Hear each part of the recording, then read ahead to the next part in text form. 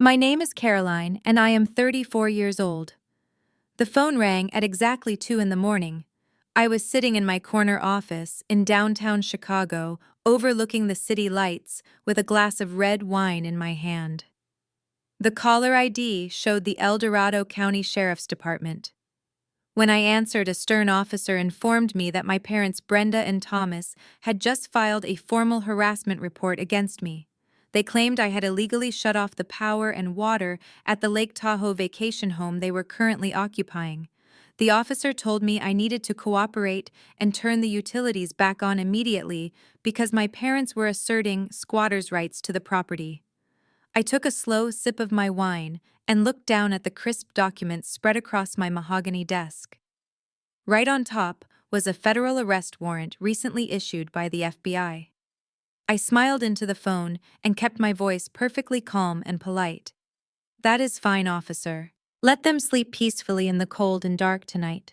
Tomorrow morning, federal prison will provide them with free housing and all the utilities they could ever need." Before I tell you exactly how my own parents tried to steal from me and ended up facing federal fraud charges, let me know where you are watching from in the comments below. Hit the like button and subscribe if you have ever had to cut off toxic family members who only looked at you and saw a walking ATM. You will definitely want to stick around to hear how this perfectly executed trap snapped shut. To fully understand how my parents ended up freezing in my Lake Tahoe cabin with the FBI closing in, you have to go back exactly 2 months to a lavish countryside estate just outside Chicago. It was the extravagant wedding day of my younger sister Stephanie. At 28, Stephanie was a lifestyle influencer who cared far more about her social media aesthetic than actual reality. She was marrying Donovan, an ambitious African-American man who called himself a tech startup founder, but whose crypto business plans always sounded like elaborate scams to anyone with real financial literacy. As a senior wealth management consultant, I was naturally expected to quietly fund the illusion of their massive success. The reception hall was dripping in imported white roses and towering champagne fountains. I was standing quietly near the ice sculpture when my mother Brenda rushed over looking absolutely frantic. She pulled me into a private hallway and whispered that my father's premium credit card had unexpectedly declined for the final catering bill.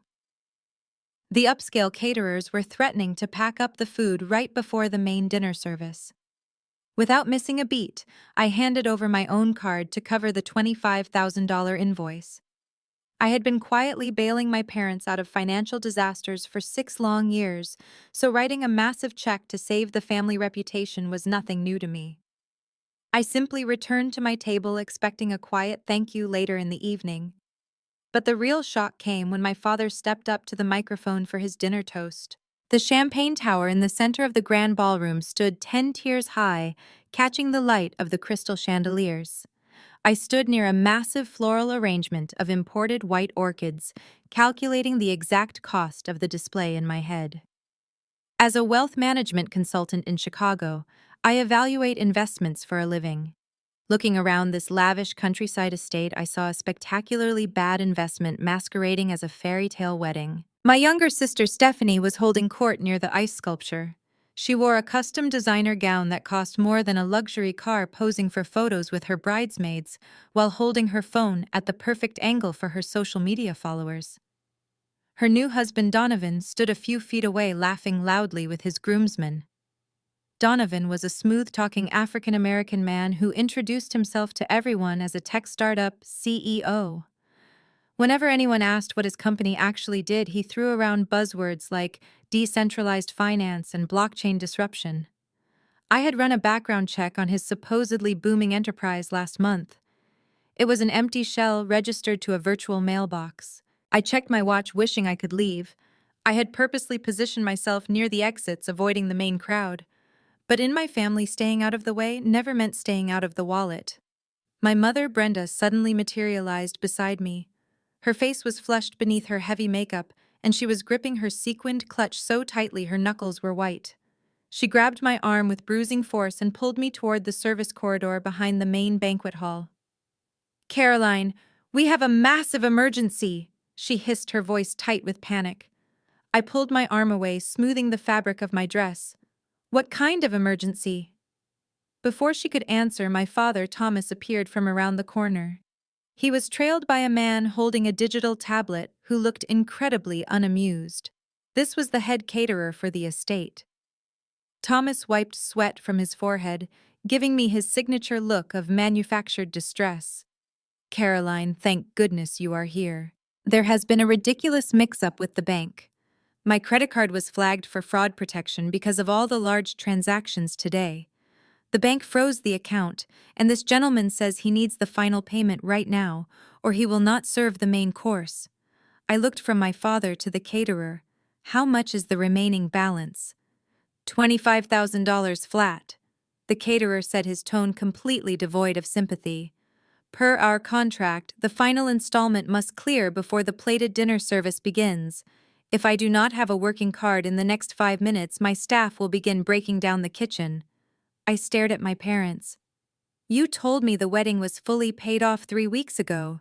We thought it was. Brenda said, her voice rising an octave. There were some unexpected overages. The floral upgrades, the extra premium bar packages Donovan requested for his extended family. We cannot let them pull the food, Caroline. Donovan has relatives here from Atlanta who flew first class just for this. We will look like absolute peasants if the staff starts packing up the filet mignon. It is just a temporary hold, Thomas added, clapping a heavy hand on my shoulder. You know how these banks are. Just put it on your card for now. I will wire you the funds on Monday morning as soon as the bank opens. I looked at my father, knowing exactly what a maxed-out credit limit looked like. There was no fraud alert. They had simply run out of money. They had authorized upgrades they could not afford to maintain Stephanie and Donovan's illusion of immense wealth. I am not paying $25,000 for a party, I said, keeping my voice low but firm. You need to figure this out. Tell Stephanie to use the wedding gift money. Brenda gasped, grabbing my wrist again. You cannot do this to your sister. This is her special day. Do you want to ruin her wedding? Do you want to humiliate this family in front of Donovan's parents? They are judging us enough as it is. If the food stops coming, everyone will know we are broke. You are broke, I corrected coldly. I am not. Please, Caroline. Thomas pleaded, leaning in closer. Just do this one thing for us. We have given you so much. We supported you. We are family. If you do not pay this right now, Stephanie will be devastated. You make more than enough at your firm to cover a temporary charge. They had perfected this routine over decades. The manufactured crisis, the appeal to family loyalty, the desperate pleas to save face, and the subtle manipulation. I stood in the narrow service hallway, listening to the muffled sound of the live band playing in the ballroom. I thought about the mortgage payments I had been making on their house for the past 6 years. I thought about the thousands of dollars I had quietly funneled into their accounts to keep them afloat while they showered Stephanie with gifts, and praised Donovan's non-existent business acumen. If I walked away right now, the caterer would pull the food. The wedding would collapse into chaos. Stephanie would throw a tantrum of epic proportions, and my parents would spend the rest of my life blaming me for destroying the family reputation. I did not want the drama. I just wanted the evening to proceed so I could go back to my quiet life in Chicago. I opened my purse and pulled out my heavy black corporate card. I handed it directly to the caterer, bypassing my parents completely. Run it, I said, my voice devoid of any emotion. The caterer tapped on his screen, swiped the card, and waited for the glorious beep of approval. He handed the card back with a polite nod. The payment is approved. We will begin the dinner service immediately. He turned and walked back toward the kitchen doors. The moment he was out of sight, Brenda let out a massive sigh of relief and patted her chest. Oh, thank heavens. You are a lifesaver, Caroline. I knew we could count on you. Thomas straightened his tie, his posture immediately shifting from desperate to arrogant. See? Just a minor speed bump. I will get that money back to you next week. Do not even worry about it. I slid the card back into my wallet, knowing full well I would never see a single cent of that $25,000 again. I did not say a word. I just looked at them, acknowledging the transaction for what it truly was, an extortion fee to maintain my peace. "Come on," Brenda said, hooking her arm through my father's. "We need to get back to the head table before the speeches start. Stephanie wants us right next to her when they pour the champagne." They hurried back toward the ballroom, leaving me alone in the dim hallway. I took a deep breath, smoothing my dress one more time. I had paid the ransom. The crisis was averted. I told myself I would sit through the dinner, endure the speeches, and then drive back to my apartment. I expected a quiet evening from there on out. I walked back into the ballroom and took my assigned seat at a table far away from the bridal party. The lights dimmed slightly, and the band played a bright fanfare. I watched my father walk up to the stage and take the microphone from the wedding planner. He tapped the microphone twice, flashing his charismatic smile at the crowd. I picked up my water glass, expecting the usual generic toast about love and family. I had no idea that the real betrayal of the night was about to be broadcast to everyone in the room. The room went entirely silent as my father cleared his throat. He stood under the golden glow of the chandeliers, radiating the fake humility he had perfected over decades. He held his champagne flute high, commanding the attention of the entire banquet hall. "Family is not just a word to Brenda and me," Thomas began, his voice echoing through the state-of-the-art sound system. "It is an action. It is a lifelong commitment. When we look at Stephanie and Donovan today, we see the future. We see two brilliant young people ready to conquer the world." I took a slow sip of my ice water. My heart rate remained steady, but my mind was already categorizing the hypocrisy. "Donovan, my boy," Thomas continued, turning toward the head table, "you are a visionary, a tech CEO, who is going to change the landscape of modern finance. We could not be prouder to welcome you into our family." Donovan stood up and placed a hand over his heart, giving a modest bow that looked entirely rehearsed. The crowd murmured in polite adoration. "Starting a new life requires a solid foundation," Thomas said, his tone shifting into something more grandiose. "Brenda and I know how hard it is for young couples today. The housing market is brutal. The economy is unforgiving. We have always believed that a parent's greatest duty is to ensure their children start their journey on solid ground." He paused for dramatic effect. I watched my mother dab the corner of her eye with a silk tissue, perfectly careful not to ruin her expensive makeup. "For the past 30 years, our house in the suburbs has been our sanctuary," Thomas announced, his voice thickening with manufactured emotion. "It is where Stephanie took her first steps. It is where we celebrated holidays, birthdays, and triumphs. But a house is only brick and wood until a family fills it with love. Brenda and I have decided that it is time for a new generation to build their memories within those walls." The ballroom grew incredibly still. People were leaning forward in their velvet chairs, anticipating the grand gesture. Stephanie and Donovan Thomas smiled broadly, projecting his voice to the furthest corners of the room. "As your wedding gift, Brenda and I are transferring the deed of the family home to you, fully paid off, debt-free, an $800,000 estate to start your new life together without a single financial worry in the world." For a split second, the room was so quiet, I could hear the hum of the air conditioning. Then absolute pandemonium erupted. The crowd exploded into a deafening standing ovation. Guests were cheering, clapping, and whistling. Some of Donovan's relatives from Atlanta were literally jumping up and down, shouting their praises for my parents' unbelievable generosity. On the stage, the performance reached its peak. Stephanie burst into theatrical tears, covering her face with her manicured hands before throwing her arms around our father's neck. Donovan rushed over, grabbing Thomas in a fierce, overly masculine embrace.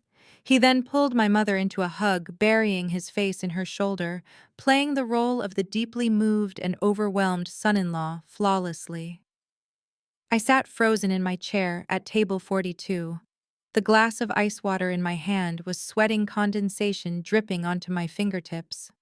My brain, a highly calibrated machine trained to process financial data, suddenly short-circuited. A fully paid-off house, debt-free. The words echoed in my head, bouncing against the walls of my skull like physical blows. My parents were not wealthy. They had not been wealthy for a very long time. 6 years ago, Thomas had made a series of catastrophic investments that completely wiped out their savings. They were 60 days away from bank foreclosure.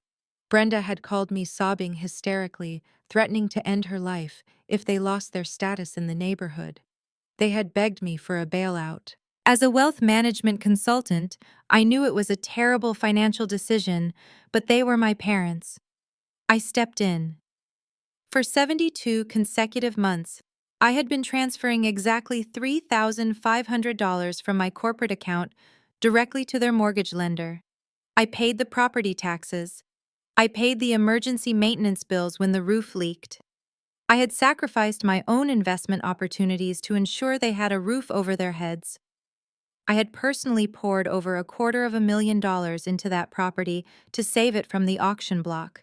And less than 20 minutes ago, my mother had desperately grabbed my arm in a dim service hallway, sweating with panic because they did not have $25,000 to pay for the very food these cheering guests were about to eat.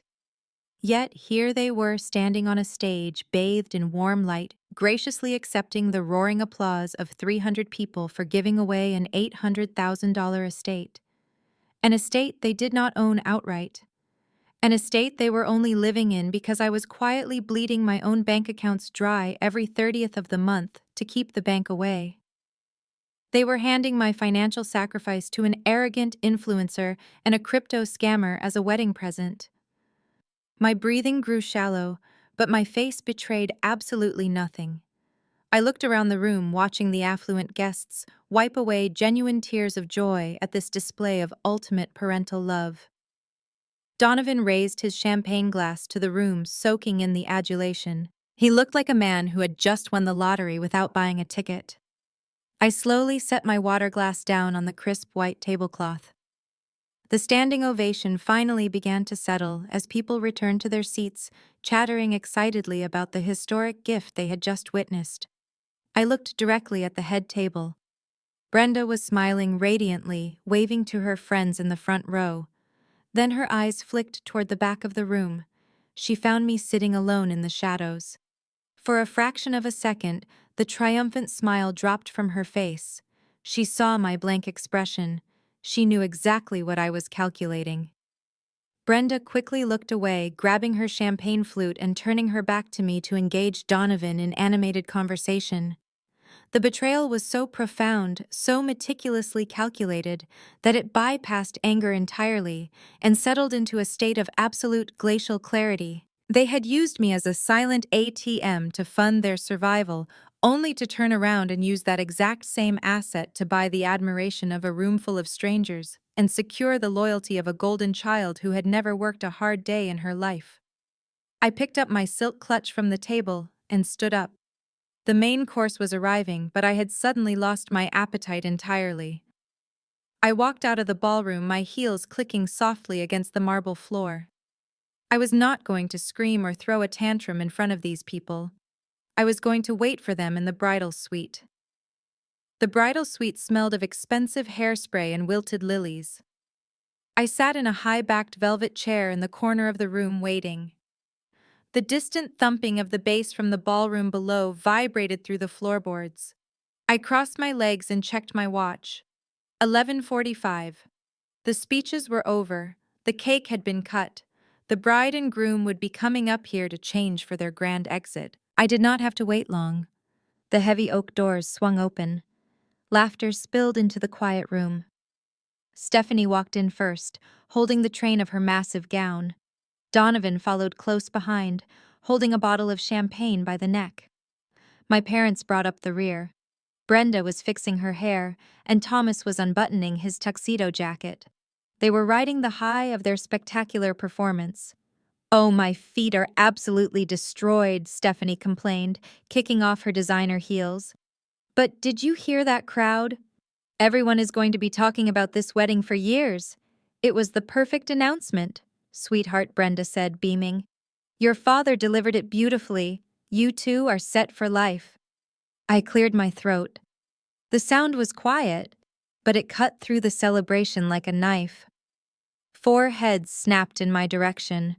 They had not noticed me sitting in the shadows. The laughter instantly evaporated. The sudden shift in their body language was fascinating to watch. Thomas stiffened. Brenda's fake smile hardened into a tight line. Stephanie rolled her eyes and crossed her arms. Donovan just looked annoyed that his victory lap was interrupted. Caroline Thomas said, his voice dropping its charismatic warmth. "What are you doing in here? You should be down there mingling." I stood up slowly, picking up my clutch. "I am not staying for the exit. I just came up here to clarify a few things about your very generous gift." Brenda stepped forward, placing herself between me and Stephanie. "Do not do this, Caroline. Do not bring your negative energy into your sister's suite. This is her night. Let her be happy." "I am thrilled for her," I said, my tone completely flat. "I am just curious about the logistics. You stood on a stage and told 300 people you were giving away an $800,000 estate completely debt-free." "It is called generational wealth," Caroline Donovan chimed in, taking a swig straight from the champagne bottle. "It is about building a foundation. You work in wealth management. You should understand leverage.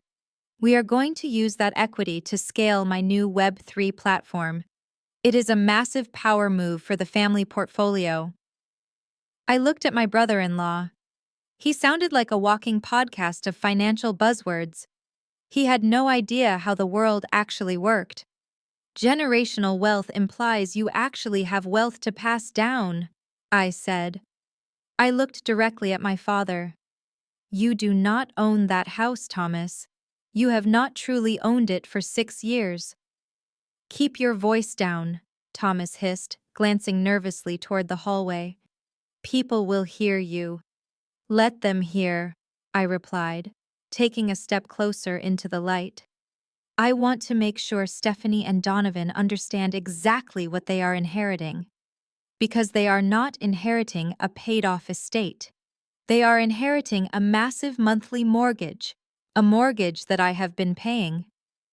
Stephanie let out an exaggerated sigh. "Why do you always have to make everything about you? Mom and Dad gave us the house. Why can you not just be happy for us? Why are you always so jealous?" "Jealous." I repeated the word, tasting like ash in my mouth. "Stephanie, I have wired $3,500 to the bank every 30th of the month for 72 months. I pay the property taxes. I paid $10,000 when the HVAC system failed last winter. I paid for the new roof. I saved our parents from foreclosure while they were buying you sports cars and designer handbags. You are standing in a wedding gown that costs more than most people earn in a year, and you have the audacity to call me jealous." Brenda glared at me, her eyes flashing with pure malice. "You make a fortune at your firm, Caroline. Do not act like you are starving in the streets. You can afford to help your family. That is what families do. They support each other." "You do not want support," I said. "You want a sponsor. You wanted to stand on that stage tonight and play the role of the benevolent wealthy parents while I quietly footed the bill in the background. You even had the nerve to make me pay $25,000 for the catering tonight because you spent all your money keeping up appearances." "We will pay you back for the food," Thomas barked, his face turning red. "I told you that. It was a simple cash flow issue." "I am not talking about the food," I said coldly. "I am talking about the house. I am done. I am logging into my banking portal the second I get to my car. I am canceling the auto draft for the mortgage. I am canceling the property tax escrow. I am cutting off the emergency credit cards you have been using. If Donovan is such a visionary tech CEO, he can pay the $3,500 a month. Welcome to homeownership, Stephanie." Stephanie's jaw dropped. She looked at Donovan in panic. Donovan frowned, the champagne bottle lowering from his lips. "Wait a minute. What mortgage?" Thomas said the house was totally paid off. "He said we had $800,000 in free equity. He lied to you," I said. "He lied to everyone." I turned around, fully intending to walk out of that room and never speak to any of them again. I had drawn my boundary. I was reclaiming my financial freedom. But my mother was not finished. Brenda let out a sharp, mocking laugh. It echoed in the suite, bouncing off the mirrored walls. Cancel the payments, Brenda sneered, taking a step toward me. Go ahead, Caroline. Cut us off. We do not care. I stopped with my hand on the brass doorknob. I looked back over my shoulder. You do not care, I asked. The bank will foreclose on that property in 90 days if the payments stop. You will all be out on the street. No, we will not. Brenda smiled, and it was the most sinister expression I had ever seen on her face. It was the look of a predator who had successfully trapped its prey. We do not need your money anymore. You think you are so smart with your corporate job and your spreadsheets, but you do not control us. Thomas crossed his arms, looking incredibly smug. Your mother is right. You can stop paying if you want. It is not our problem anymore. What are you talking about? I demanded. Brenda tilted her head, her voice dripping with venomous triumph. I already went to the county clerk. I completed the deed transfer last week. The paperwork is filed and registered. Stephanie is the sole legal owner of that property now. It is her house. We gave it to her free and clear. My mind raced. This made absolutely no sense. I knew the legal framework of real estate. I knew the laws. You cannot transfer a deed with an active mortgage without triggering the due on sale clause. I said, my voice steady, despite the adrenaline spiking in my veins. The bank will demand the full balance immediately. Oh, please. Donovan scoffed, rolling his eyes. You are just trying to scare us. My lawyers handle real estate transfers all the time. People quitclaim deeds to their kids every day. The bank does not care as long as someone keeps making the payments. And someone will keep making the payments, Brenda said, staring dead into my eyes. Because if the house goes into foreclosure, it will destroy the credit of whoever is listed on the mortgage loan. I stared at my mother. The sheer magnitude of her audacity hit me like a freight train. She had transferred the ownership of the property to Stephanie, but kept the massive debt exactly where it was. She fully expected me to keep paying the monthly mortgage on a house that now legally belonged to my spoiled sister and her scammer husband, simply because my parents' names were tied to the loan, and they knew I would not want to see them go bankrupt. They had stolen the asset and left me with the liability. They had wrapped it up in a bow and handed it to the golden child while I was supposed to remain the silent beast of burden. Stephanie smirked, adjusting the diamond tiara on her head. Thanks for the house, Caroline. Do not worry, we will invite you over for pool parties this summer. Donovan is going to build an outdoor kitchen. I looked at the four of them. My father, the coward who hid behind his wife. My sister, the entitled brat who took everything without a shred of gratitude. Donovan, the leech who was already planning how to drain the equity. And my mother, the master manipulator who thought she had outsmarted me. I could have screamed. I could have thrown a glass against the wall. I could have launched into a furious tirade about how unfair and illegal this all was. I could have told them I was calling the police. But I did not. I am a wealth management consultant. I deal with hostile takeovers, toxic assets, and corporate warfare every single day. I know that when your enemy makes a catastrophic miscalculation, you do not warn them. You let them proceed. You let them dig their own grave. Brenda thought she was a genius for filing a quitclaim deed, but she did not realize the massive legal trap she had just walked right into. She did not know what I knew about the specific details of that property title.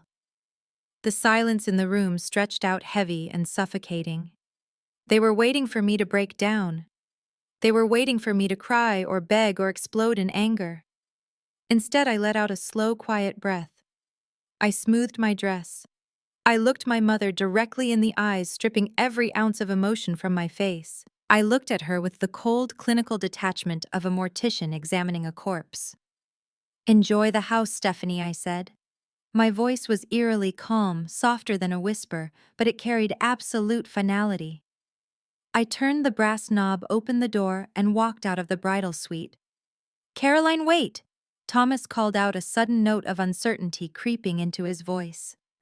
My total lack of reaction had unsettled him. I did not stop. I did not look back. I walked down the carpeted hallway, descended the grand staircase, and exited through the heavy glass doors of the estate. The crisp night air hit my face, but I felt nothing. I handed my ticket to the valet and waited for my car in absolute silence.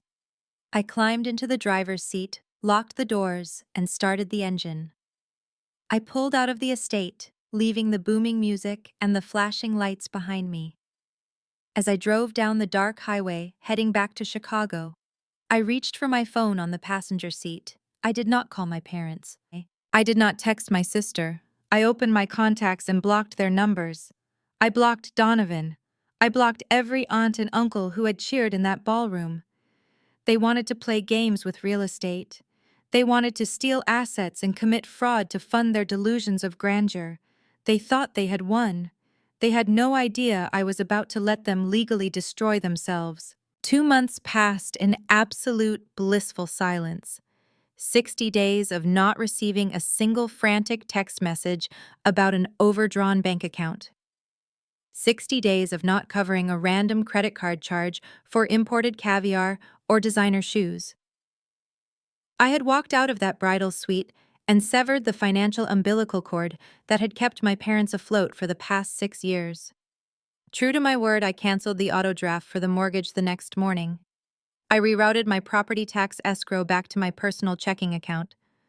I blocked their phone numbers, their email addresses, and their social media profiles. My life in Chicago returned to its highly optimized baseline. I finalized a massive merger for a client. I enjoyed quiet evenings in my penthouse. I watched my personal wealth grow without the constant drain of my family's manufactured emergencies. But I knew the silence was temporary. Delusion has an expiration date and the bill always comes due. The disruption arrived on a rainy Tuesday afternoon. I was sitting at my desk reviewing a portfolio when my office phone rang. Very few people had my direct corporate line. I answered it expecting a client. Instead, the frantic, trembling voice of my mother filled the earpiece. "Caroline, please do not hang up. I had to call your office because my calls to your cell phone will not go through. We are in a complete disaster." I leaned back in my leather chair. I did not speak. I simply let her panic fill the dead air. "Are you there?" Brenda sobbed. Her voice lacked the usual theatrical flair she used at country club dinners. This was raw, unfiltered desperation. "Your father and I have nowhere to go. We are sitting in our car in the parking lot of a cheap motel, and our credit cards are declining. You have to help us." I kept my tone perfectly level. "What happened to your $800,000 estate, Brenda? I thought you gave it to the golden couple to build their generational wealth. Surely they have plenty of room for you in that massive house." A bitter sob escaped her throat. "Stephanie and Donovan kicked us out, Caroline. They changed the locks this morning." The sheer predictability of it almost made me laugh. How exactly does one get evicted from the house they just gifted away? Thomas snatched the phone from my mother. His voice was gruff, trying to maintain authority while clearly drowning in panic. "Caroline, this is not a joke. Donovan manipulated your sister. He told Stephanie that our presence in the house was stifling his creative process as a CEO. He claimed he needed the entire first floor to build a server farm for his crypto startup." Stephanie sided with him. She said our outdated furniture was ruining the aesthetic for her sponsored lifestyle videos.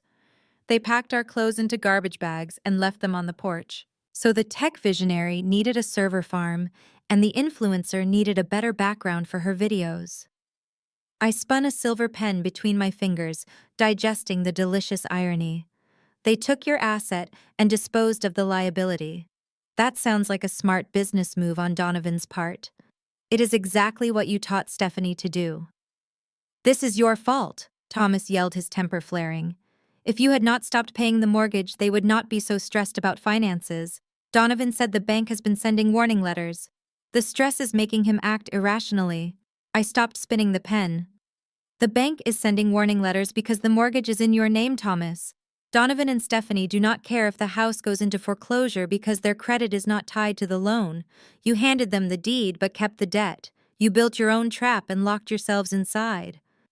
"We made a mistake," Brenda cried, snatching the phone back. "We admit it, Caroline, we were foolish. We thought we were securing Stephanie's future, but they treated us like unwanted tenants." They threw us away like garbage. We have zero savings left. The joint accounts are empty because we paid for that wedding. You paid for the wedding, I corrected coldly. I paid for the house. And you gave my investment to a scam artist. We need a place to stay, Thomas interrupted, cutting through his wife's tears with his usual entitlement. We cannot live in a motel, Caroline. We are respected members of the community. We need the keys to your Lake Tahoe house. I paused, ensuring I heard him correctly. You want to move into my vacation home?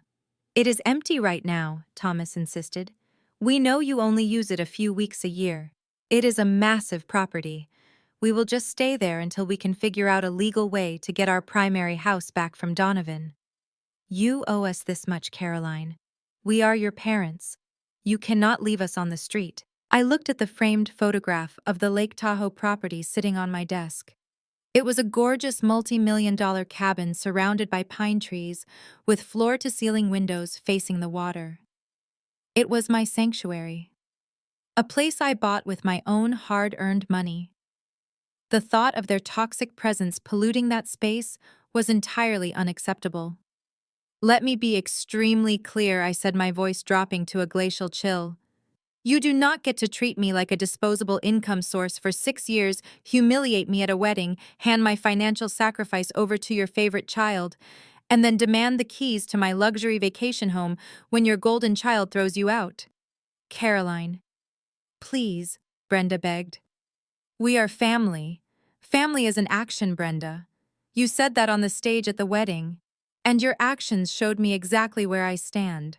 I am not your safety net anymore. I am not your backup plan. If you do not give us the access code to that Lake Tahoe house, I will ruin you. Thomas threatened, his desperation turning malicious. I will call your firm. I will tell everyone how you abuse your elderly parents. I will make a public scene. I smiled, knowing the recording system on my corporate line was capturing every single word. You are welcome to try, Thomas, but let me save you the trouble. The answer is no. You will not step foot on my property. You will not get a single dime from my accounts.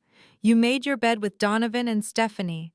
Now you get to sleep in the motel parking lot. I did not wait for his response. I pressed the end call button, terminating the connection.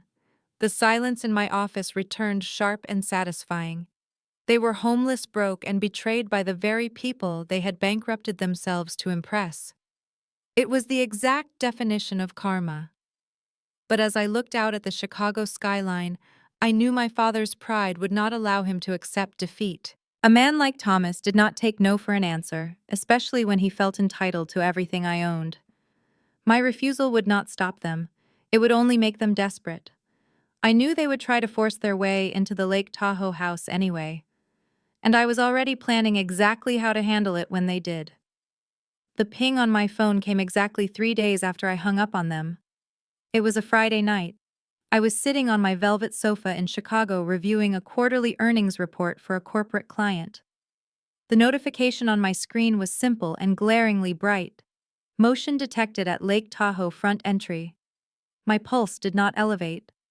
I simply set my tablet down, picked up my phone, and opened the smart home security application. The high-definition camera feed loaded instantly. I watched the screen as a battered rental sedan pulled into the sweeping driveway of my vacation home. The property sits on a pristine acreage overlooking the crystal blue water framed by towering pine trees. It is a fortress of glass and timber that I paid for with my own bonuses. The car doors opened. Thomas and Brenda stepped out into the crisp mountain air. They were dragging black plastic garbage bags stuffed with whatever belongings Donovan had tossed onto their porch. Thomas walked up the stone steps to the heavy oak front door. I watched through the doorbell camera as he pulled a physical brass key from his coat pocket. A bitter wave of realization washed over me. 4 years ago, when I first closed on the property, I had handed them a spare key. It was a foolish gesture born from a lingering sense of daughterly obligation long before I realized they viewed my assets as their personal piggy bank. I had updated the electronic keypad since then, but I had never changed the physical deadbolt. Thomas slid the key into the lock and turned it. The heavy door swung open. Instantly, my phone buzzed again with a secondary alert. The interior security panel had started its 30-second countdown warning. If a valid passcode was not entered, the siren would trigger and the local sheriff would be dispatched. I watched through the hallway camera, waiting to see what his plan was. Thomas did not try to guess the code. He pulled a heavy metal wrench from his jacket. With a brutal swing, he smashed the digital security panel right off the wall. Plastic shattered across the hardwood floor. He ripped the internal wiring out with his bare hands, killing the siren before it could even begin to wail. He had bypassed the dispatch trigger entirely. It was not a misunderstanding. It was a calculated and violent break-in. Brenda followed him inside, dragging her trash bags across my custom-imported rugs. She looked around the expansive living room with its vaulted ceilings and the massive stone fireplace. There was no shame on her face. There was only greedy, entitled satisfaction. She dropped her bags on my white leather sectional and walked straight toward the kitchen. I switched the live feed to camera 3, which covered the dining area and the custom climate-controlled wine refrigerator. I sat in my Chicago penthouse 3,000 miles away and watched my mother browse my private collection. She bypassed the standard bottles and reached for a vintage Cabernet Sauvignon that I had bought to celebrate a major promotion. It was a bottle that cost more than their entire week at the cheap motel. Brenda found a corkscrew in my drawer. She opened the bottle, poured 2 massive glasses, and walked back into the living room. She handed one to Thomas. My parents stood in the center of my multi-million-dollar sanctuary, clinking their glasses together in a celebratory toast. They were toasting to their own audacity. They were toasting because they thought they had won. They knew exactly how the laws worked in this country. They knew that if they managed to gain entry and establish physical presence inside a residential property, the legal dynamics shifted immediately. They were banking on the nightmare of squatters' rights. In their minds, I was just their daughter. If I called the local police, they would simply claim they had my permission to be there. They would say it was a family dispute. Law enforcement officers detest dealing with domestic property disputes. The police would tell me it was a civil matter and refuse to physically remove them without a formal court-ordered eviction. An eviction process could take months. During those months, they would live in absolute luxury, drinking my wine, sleeping in my beds, and trashing my sanctuary, while I was forced by law to pay the utility bills to keep them comfortable. They thought I would be paralyzed by the familial bond. They thought I would be too embarrassed to drag my own parents through a public legal battle. They assumed I would eventually cave in and let them stay just to avoid the headache. They were relying on the old Caroline, the one who silently paid their mortgage, to keep the peace. They had no idea that woman no longer existed. I did not scream. I did not throw my phone against the wall. I simply pressed the record button on the security application, capturing every second of their illegal entry, the destruction of my alarm panel, and their celebratory wine toast. I saved the high-definition video files directly to a secure cloud server. I documented the exact timestamps and downloaded the logs showing the forced destruction of the security hardware. I watched Brenda kick off her wet shoes and stretch out on my expensive sofa, treating my hard-earned property like a prize she had rightfully won. The sheer arrogance of it solidified my resolve. They wanted to play a high-stakes game of real estate theft. They wanted to exploit the loopholes of property law to force me into submission. I closed the security application and opened my contacts. It was late, but I knew my lawyer was still awake. I dialed Mitchell's private number. The line rang twice before he answered. I took a slow sip of my wine, mirroring the exact motion my mother was making on the cameras 3,000 miles away. The difference was that her glass was filled with stolen victory, while mine was filled with absolute ruinous strategy. They were about to learn that breaking into the house was the easy part. Surviving the legal trap I had already prepared for that exact property was going to be their ultimate downfall. I dialed the Dorado County Sheriffs Department dispatch line. I kept my voice clinical and precise, reporting a forced entry and destruction of security hardware at my vacation property. I provided the address and requested officers to investigate a potential burglary in progress. I did not mention that the intruders were my parents. In the eyes of the law right now, They were simply unauthorized individuals who had smashed my alarm panel. I kept the camera feed live on my tablet, waiting. 20 minutes later, the flashing red and blue lights of two patrol cruisers reflected off the massive glass windows of the cabin. Two deputies stepped out of their vehicles, shining their heavy flashlights through the falling snow toward the front porch. Through the interior cameras, I watched my parents' reaction. Brenda stiffened, setting her wineglass down on the marble kitchen island. She looked terrified, but Thomas simply adjusted his collar. He did not look like a man caught committing a felony.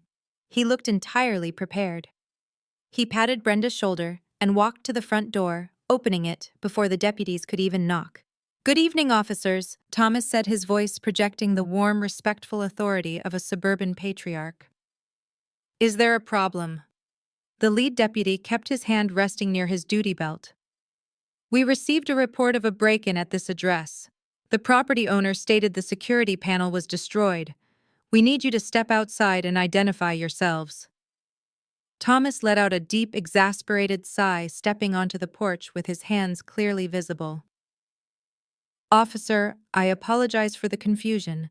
I am Thomas, and this is my wife, Brenda. The property owner is our daughter, Caroline. We just drove in from Chicago, and there has been a terrible family misunderstanding." He gestured toward the shattered alarm panel visible in the hallway. "I am so embarrassed about that. The keypad was malfunctioning when we arrived. I tried to reset it, and I accidentally pulled the casing right off the wall. I am not very good with modern technology. I will gladly pay for the repairs." The deputy frowned, stepping inside the foyer to inspect the damage. "The property owner claims you have no authorization to be here. She reported this as a criminal trespass." Thomas shook his head, adopting a look of profound paternal sadness. He reached into his jacket pocket and pulled out a manila folder. I knew exactly what he was doing. He was building his narrative. "My daughter and I recently had a falling out over a business matter," Thomas explained smoothly, handing the folder to the officer. "She is acting out of anger. But we are not trespassers. We are tenants. We have a verbal lease agreement, allowing us to reside here for the winter season. I brought documentation to prove it." I zoomed in on the camera feed. Thomas was handing the deputy a stack of printed papers. I knew exactly what they were. They were fraudulent records. He had printed out a generic lease template, filled in our names, and attached printed receipts of random financial transfers he had made to me over the past year. Those small transfers had been repayments for his own cell phone bill, which I had kept on my corporate family plan. But to a patrol officer looking at paper records at 2 a.m, they looked exactly like rent payments. The deputy reviewed the papers, his expression shifting from suspicious to annoyed. He turned his radio on and stepped back onto the porch.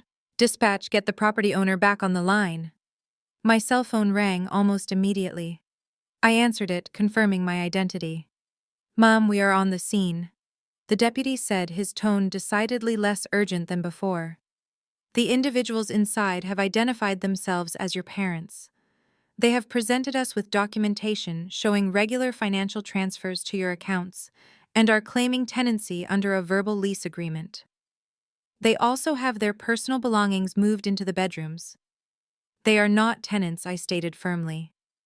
"The money transfers were for a phone bill. They broke into my house and destroyed the security system. I want them arrested for breaking and entering." "I understand you are frustrated, ma'am," the deputy replied, sounding like he was reciting a manual. "But they have established physical presence. They have their clothing inside, they have keys to the front door, and they have produced paperwork claiming a financial relationship with you regarding residency. That paperwork is fabricated." I argued, though I already knew the grim reality of the situation. They forced their way in. "Whether the agreement is valid or not is for a judge to decide," the deputy stated. "Under the law, once someone establishes residency and presents a credible claim of tenancy, we cannot execute a criminal trespass arrest. We cannot forcibly remove them tonight. This is no longer a criminal matter, it is a civil dispute." I felt a cold knot form in my stomach. "You are telling me they can smash my property, break into my house, and you are going to leave them there?" "My hands are tied, Mom." The law is very strict regarding tenant rights and squatter protections. If you want them removed, you will have to go to the county courthouse and file a formal eviction notice. I will document the damage to the alarm panel in my report. But as of right now, they have the legal right to remain on the premises. I advise you to contact a real estate attorney in the morning. The deputy hung up. I sat in my office staring at the camera feed. The officers handed the folder back to Thomas, tipped their hats, and walked back to their cruisers. They drove away, leaving my parents standing victorious in the foyer of my home. The red and blue lights faded into the dark, snowy night. Thomas closed the front door and locked the deadbolt. He turned around and looked at Brenda. She let out a loud, shrill laugh of pure relief, clapping her hands together. Thomas walked over to the kitchen island and picked up his glass of my expensive vintage wine. Then he did exactly what I knew he would do. He walked straight up to the camera mounted in the corner of the living room. He knew I was watching. He knew the police had just given him a golden ticket to stay in my multi-million-dollar home for the next 6 months, while the court system slowly processed an eviction. Thomas stared directly into the lens. His face filled the screen. He raised his wine glass in a mocking toast. A smug, triumphant smile stretched across his face. He mouthed the words "thank you" and took a long, slow sip. The smirk on my father's face through the security feed did not incite rage. It inspired a profound, calculated clarity. He truly believed he had outsmarted me. He thought the generic lease documents and his charismatic suburban dad routine had granted him an unbreakable shield of squatters' rights. He assumed I would spend the next 6 months bleeding legal fees in a county courthouse while he and my mother drank my wine and slept in my custom beds. I did not throw my phone. I did not shed a single tear. I simply picked up my secondary line and dialed my attorney. Mitchell is a legal shark who specializes in high-stakes real estate law and white-collar defense. He answered on the second ring despite the late hour. I gave Mitchell a clinical rundown of the situation. I explained the forced entry, the destroyed alarm panel, the fake lease agreement, and the deputy's refusal to execute a criminal trespass. Mitchell let out a low, dry laugh that echoed through the receiver. He told me that Thomas was playing a checkers strategy on a chessboard. Squatters' rights and tenant protections in Nevada are certainly strict when dealing with private residential landlords. However, those protections evaporate entirely when a property presents an immediate, catastrophic threat to human health and safety. We did not need an eviction notice. We needed an environmental emergency. Mitchell outlined a flawlessly ruthless legal maneuver. A month prior, I had established an anonymous Nevada-based limited liability company for tax optimization purposes. Mitchell instructed me to immediately execute a quitclaim deed transferring the full ownership of the Lake Tahoe property from my personal name directly into the LLC. The moment the property became a corporate asset, the rules of engagement shifted completely. As the managing member of the LLC, I had the authority to order an emergency property inspection. Mitchell had a contact at a highly accredited private environmental testing firm. They would issue an immediate hazard declaration citing the presence of severe toxic black mold within the central HVAC system and the internal wall structures. Under state safety and building codes, a property deemed a severe biohazard must be completely and immediately vacated. More importantly, to prevent the spread of toxic spores through the ventilation and municipal water lines, all utility services must be severed by law. It completely bypasses tenant protections because the shutoff is classified as a mandatory public health quarantine rather than a retaliatory landlord action. 48 hours later, the trap was fully armed. The property deed was officially registered under the anonymous LLC. The hazardous mold remediation notice was filed with the county health department and local law enforcement. I personally contacted the regional utility providers. Because I possessed a verified biohazard emergency mandate, the responses were instantaneous. The power company cut the main grid connection to the property. The water authority shut off the street-level valve and locked it. The gas company remotely disabled the heating supply. It was Tuesday evening. A massive winter storm was hammering the Sierra Nevada mountains, dumping heavy snow across the region. The temperature outside the cabin plummeted to a bitter 15 degrees. I sat in my warm Chicago office, monitoring the live feed from my battery-powered backup cameras. I watched Brenda and Thomas sitting in the living room. They were completely unaware of the legal guillotine poised above their heads. At exactly 6 in the evening, the cabin went pitch black. The heavy glow of the chandeliers vanished. The low hum of the central heating unit ground to a halt. I watched through the infrared night vision lenses as Thomas jumped up from the sofa. He flicked the light switches frantically. Nothing happened. He marched into the kitchen and turned the faucet. The pipes let out a hollow groan, but not a single drop of water fell. Brenda wrapped her arms around herself as the brutal mountain cold immediately began to seep through the massive glass windows. Thomas pulled out his cell phone, furiously dialing the local utility companies. I could see the visible puff of his breath in the freezing air as he yelled at the operators. The operators calmly informed him that a state-mandated biohazard quarantine was active on the property, and services could not be restored until a commercial remediation team cleared the structure. Panic finally set in. Thomas dialed the police dispatch, demanding they arrest the landlord for an illegal utility shutoff. He thought his fake lease would save him again. 30 minutes later, the same two deputies arrived at the property. Thomas rushed out onto the snow-covered porch, shivering violently in his thin sweater. He pointed wildly at the dark house, demanding justice. The lead deputy looked at his dispatch tablet and shook his head. The deputy informed my father that the property was now owned by a commercial LLC. He explained that there was an active health department quarantine on the structure due to toxic mold. The deputy delivered the final crushing blow. He told Thomas that the utility shutoff was a legal safety mandate. In fact, remaining inside a quarantined biohazard zone was a direct violation of municipal health codes. If my parents did not evacuate the premises immediately, they would be arrested not for trespassing, but for violating a public health order. Their fraudulent lease agreement was completely useless against an environmental emergency. Brenda burst into tears. She grabbed her heavy designer coat, crying uncontrollably as the freezing wind whipped snow across the porch. Thomas stood there, his mouth opening and closing as his entire strategy disintegrated into dust. He had tried to manipulate the legal system to steal my home, and I had used that exact same system to freeze him out. They had zero leverage and zero options. I watched the infrared feed as my parents gathered their black trash bags in the pitch dark. They stumbled down the icy front steps, slipping and sliding in the deep snow. They dragged their miserable belongings back to their battered rental car. They climbed inside, desperately turning on the engine just to run the heater. The headlights clicked on, cutting through the raging blizzard.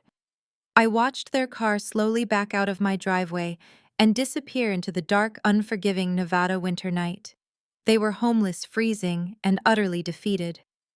I smiled, taking a sip of my wine, and prepared for the next phase of my plan. The morning after my parents were forced into the freezing Nevada snowstorm, I walked into Mitchell's downtown Chicago law office. The victory at Lake Tahoe was satisfying, but it was only a preliminary skirmish. My parents were temporarily neutralized, homeless, and financially ruined. But the core insult remained unresolved.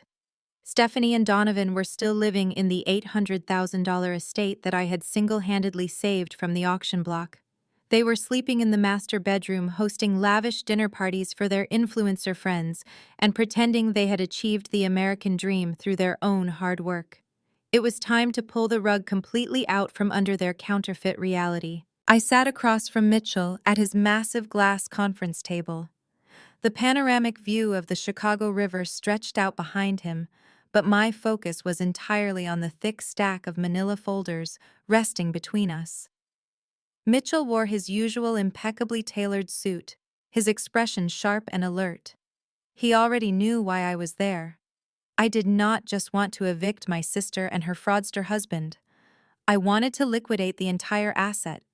I wanted to sell the Chicago estate to the highest bidder, take my equity, and leave them with absolutely nothing. Mitchell opened the first folder and adjusted his glasses. He looked at me with a steady, calculating gaze. "Caroline, if we are going to force a partition sale on a residential property, We need to establish your exact legal standing on the original title. I know you have been paying the mortgage for 72 months, but paying the debt does not automatically grant you ownership rights in the eyes of the state. I smiled, leaning back in my leather chair. My parents always assumed I was just a dutiful daughter, handing over my paycheck out of blind loyalty and guilt. They thought I was paying their debts because I was afraid of the family losing face in the neighborhood. But I am a wealth management consultant. My entire career is built on assessing risk, securing collateral, and protecting assets from toxic liabilities. I do not throw $250,000 into a sinking ship without holding the steering wheel. I reached across the table and tapped the thickest folder in the stack. Open the property records from 6 years ago, Mitchell. Look at the date when the bank was exactly 60 days away from initiating the foreclosure proceedings. Mitchell flipped through the documents, his eyes scanning the densely typed legal jargon. He pulled out a specific contract printed on heavy bond paper and bearing the official seal of the county recorder's office. A slow, appreciative grin spread across his face as he read the stipulations. 6 years ago, when Thomas and Brenda came crying to my apartment begging for a financial bailout, I gave them an absolute ultimatum. I told them I would cover the past due balance. I told them I would assume the monthly payments of $3,500. I told them I would pay the property taxes and cover the structural maintenance. But in exchange, I demanded tangible equity. I forced them to sign a warranty deed, adding my name directly to the property title as a legal co-owner. I did not hide it in the fine print. I sat them down at a table with a licensed attorney and made them sign the documents in blue ink. They were so desperate to avoid the public humiliation of a bank foreclosure that they signed away half their ownership rights without a second thought. They gladly traded their equity for my cash flow. Mitchell set the warranty deed down on the glass table. According to this registered filing, you hold a 50% undivided interest in the Chicago estate as a joint tenant. This is not a gentleman's agreement, Caroline. This is an airtight, registered legal fact. You are a verified legal owner of the property. Exactly, I replied, keeping my voice cold and precise. Thomas and Brenda never truly owned that house outright. They only owned half of it. The other half belongs to me. That is why their little performance at the wedding was so utterly absurd. Thomas stood on a stage and told 300 people he was gifting a debt-free estate to Stephanie and Donovan. He gave away a house that was heavily mortgaged and legally co-owned by the very daughter sitting silently in the back of the room. Mitchell tapped his pen against the table, his legal mind already connecting the dots. He looked at the warranty deed and then pulled up the county property database on his laptop. He typed rapidly, navigating through the public records portal to verify the current status of the Chicago estate.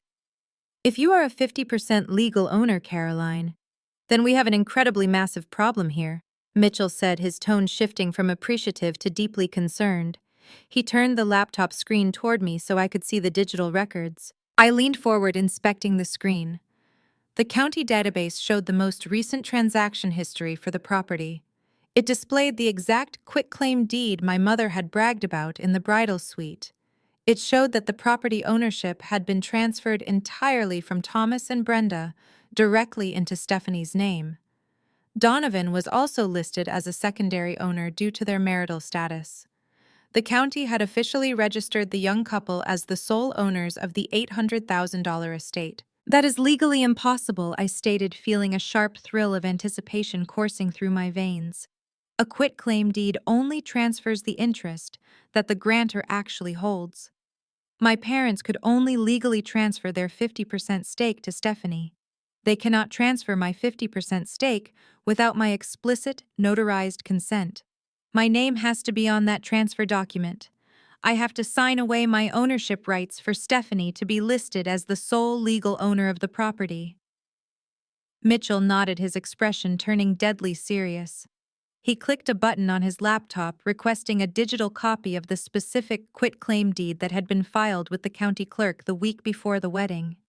We waited in silence as the high-resolution document downloaded and appeared on the screen. We both leaned in to examine the signatures at the bottom of the page. There was my father's messy scrawl. There was my mother's elegant cursive, and right below their names on the designated line for the co-owner was my signature. It was written in black ink, bold and clear. It looked exactly like the signature I used on my corporate contracts and banking authorizations. I stared at the screen, feeling the cold reality of their actions locking into place. I had not signed that document. I had never seen that document in my entire life. I had never authorized the transfer of my equity to my spoiled sister and her scammer husband. I had never willingly surrendered $250,000 in real estate assets. I looked up at Mitchell. The silence in the room was absolute. The game had just escalated from a toxic family dispute over money into something entirely different. We were no longer dealing with greedy parents trying to leverage their daughter's bank account. We were dealing with a coordinated criminal conspiracy. They had crossed a line that could never be uncrossed. I sat back in my chair, my mind rapidly processing the catastrophic legal implications of what I was looking at. The victory at Lake Tahoe was child's play compared to the destruction I was about to unleash upon them now. The glow of Mitchell's laptop screen illuminated the dark wood of his conference table. I leaned closer to the monitor. My eyes traced the curves and sharp angles of the signature at the bottom of the quitclaim deed. It was my name. The loops of the letters mimicked my handwriting with terrifying accuracy. Someone had spent hours practicing the exact pressure and slant of my signature. But it was a fake. I knew it instantly. I pointed to the tail end of the last letter. I never drag the ink downward. I always flick it upward. This is a forgery. Mitchell did not blink.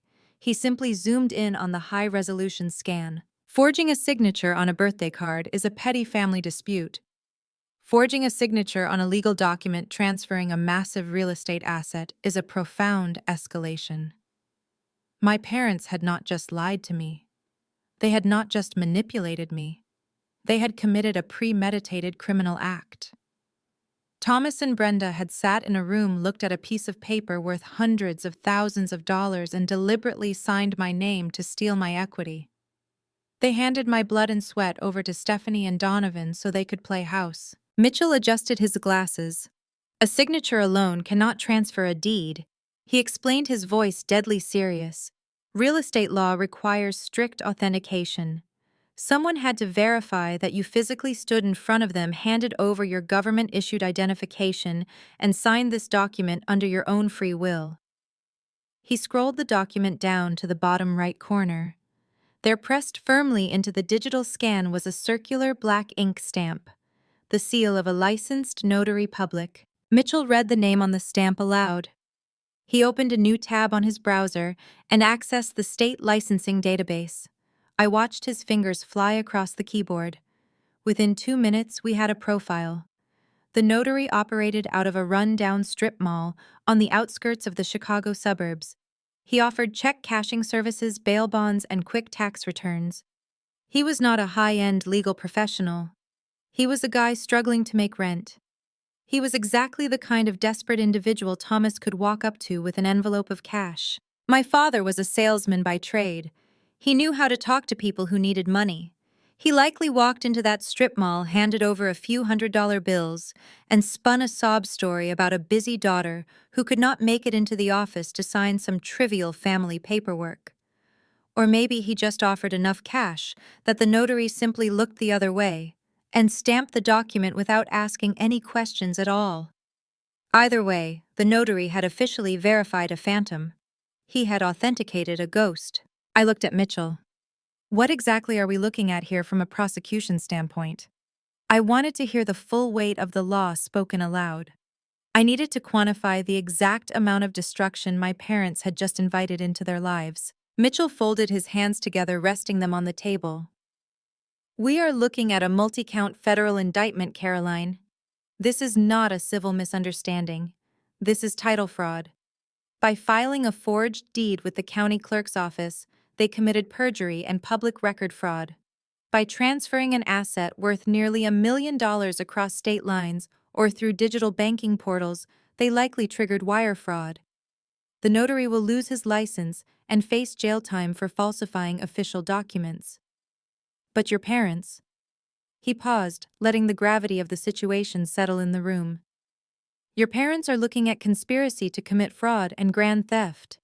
In the state of Illinois and under federal jurisdiction, these are high-level felonies. If convicted, they are not looking at probation. They are looking at a mandatory minimum of 5 to 10 years in a federal penitentiary. 10 years in federal prison.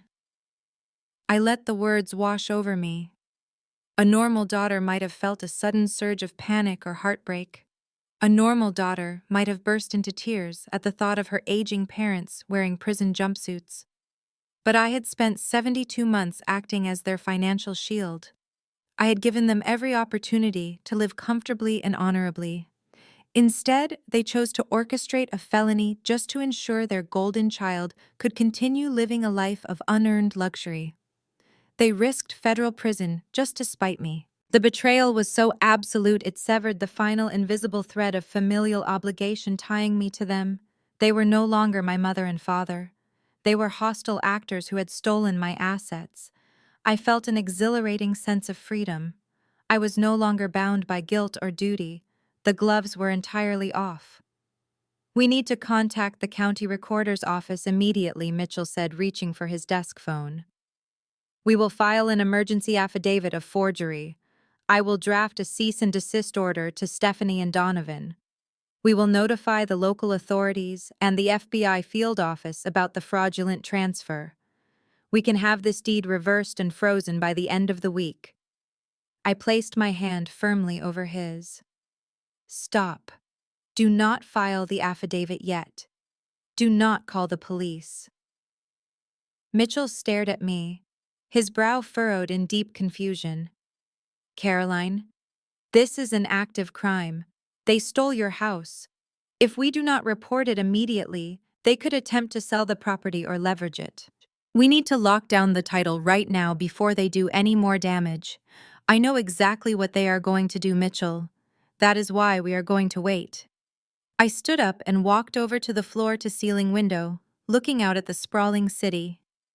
I pictured Donovan sitting in my house, pretending to be a brilliant technology executive.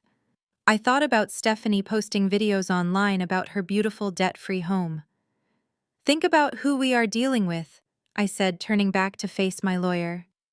"Donovan is a fake startup founder who desperately needs capital to fund his non-existent cryptocurrency ventures. Stephanie is an influencer who burns through cash to maintain an illusion of wealth. Right now, they believe they hold the free and clear title to an $800,000 estate. What does a scammer do when he suddenly gains access to a massive, unencumbered asset? He leverages it." Mitchell's eyes widened as he caught the trajectory of my thoughts. He slowly lowered the phone back onto its receiver. "You think he is going to apply for a home equity line of credit?" "I guarantee it," I replied. "Donovan does not want to live a quiet suburban life. He wants fast liquid cash to throw around. He is going to march into a major bank, hand them that fraudulent quitclaim deed, and use my house as collateral to pull out hundreds of thousands of dollars in a cash loan. He will try to drain the equity dry. And if he does that," Mitchell murmured, a dark smile creeping onto his face, "he commits bank fraud. A completely separate and exponentially more severe federal crime." "Exactly," I said, walking back to the table and tapping the forged document on the screen. "If we strike now, my parents get arrested for forging a deed, but Stephanie and Donovan get to play the innocent victims. They will claim they had no idea the deed was fake. They will cry to the judge and walk away clean. But if we let Donovan take that fraudulent deed into a federally insured bank and sign his name on a $500,000 loan application, he becomes a direct participant in the crime. He crosses the line from an obnoxious freeloader into a federal bank defrauder." I instructed Mitchell to quietly place a cloud on the title. Not a public lawsuit, just a highly discreet legal mechanism hidden deep within the National Real Estate Registry. It would act as a silent tripwire. The moment a bank underwriter attempted to finalize a loan against that property, the system would flag it. We would not just catch them stealing a house. We would catch them attempting to defraud a major financial institution. We were going to let their insatiable greed build the very gallows they would hang from. I told Mitchell to prepare the paperwork and keep his finger hovering over the trigger. We were going to let Donovan walk right into the bank and sign his own death warrant. I stepped out of the polished glass doors of Mitchell's law firm and out into the biting Chicago wind. The freezing temperature outside perfectly matched the sudden absolute chill running through my own veins. I got into the back of my waiting town car, giving the driver the address to my penthouse. As the city lights blurred past the tinted windows, I did not cry. I did not feel the familiar suffocating weight of a daughter's heartbreak or the sting of parental rejection. Instead, my mind initiated a cold, methodical audit of the past 72 months. I leaned my head against the leather seat and traced the timeline backwards. 6 years ago, Thomas and Brenda sat weeping on my pristine living room sofa, begging for salvation from a looming bank foreclosure. I remembered the exact shade of my mother's desperation. I remembered my father's trembling hands.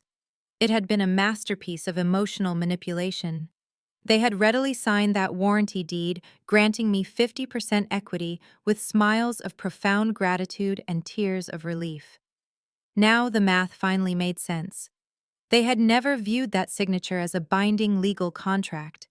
To them, my name on the deed was just a temporary administrative hurdle. It was a small, meaningless price to pay to secure a permanent free ATM. I thought about Stephanie. From the moment she was born, she was the undisputed center of their universe. She possessed the superficial charm and complete lack of accountability that my parents thrived on.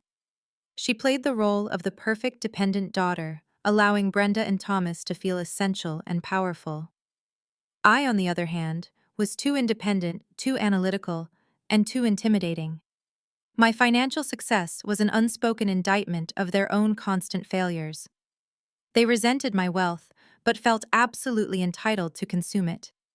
They saw my high income not as a product of my grueling 80-hour workweeks, but as a communal family resource to be harvested exclusively for Stephanie's benefit. And then came Donovan. When Stephanie brought him home flaunting his rented designer suits and pitching his hollow cryptocurrency startup, my parents were utterly captivated. He spoke their exact language of unearned luxury and effortless status. They wanted so desperately to be part of the tech billionaire narrative he was spinning to their country club friends. But Donovan had no actual capital. He needed a stage to perform on. He needed a physical manifestation of wealth to validate his fraudulent empire and secure his influencer wife's lifestyle. My parents recognized that their heavily mortgaged, decaying financial state would eventually expose them to this golden son-in-law. So they hatched a plan to secure the ultimate prop for Donovan and Stephanie. The sheer premeditation of the forgery was what eradicated the last lingering remnants of my empathy. This was not a momentary lapse in judgment driven by a sudden panic. This was a sustained, calculated conspiracy. They had to research how to bypass a co-owner on a property title. They had to seek out a desperate corrupt notary in a rundown strip mall far from their neighborhood. They had to sit at a table, look at a legal document, and carefully, deliberately mimic the loops and slants of my signature. They practiced stealing from me. They rehearsed it. They committed a federal felony with steady hands, entirely convinced that my familial duty would prevent me from ever verifying the title or worse, reporting them to the authorities if I did find out. They had weaponized my loyalty. They had transformed me into a proxy debtor, a silent beast of burden harnessed to a heavy plow, dragging their massive financial liabilities forward while they paraded Stephanie and Donovan around in a golden carriage. For 6 years, every time I transferred $3,500, I thought I was preserving my family's dignity and keeping a roof over their heads. In reality, I was simply funding my own robbery. I was maintaining the pristine credit score required for them to eventually execute a massive theft. Sitting in the quiet darkness of the car, I felt a fundamental shift in my psychological architecture. The societal programming that dictates a child must infinitely forgive their parents evaporated into the night air, leaving behind a sharp, frictionless void. Brenda and Thomas ceased to be my mother and father. They were downgraded to hostile liabilities. Stephanie and Donovan were no longer annoying relatives. They were unauthorized occupants holding stolen assets. I am a wealth management executive who specializes in dismantling toxic corporate structures and liquidating bad investments. I destroy financial parasites for a living. It was time to bring my professional expertise home.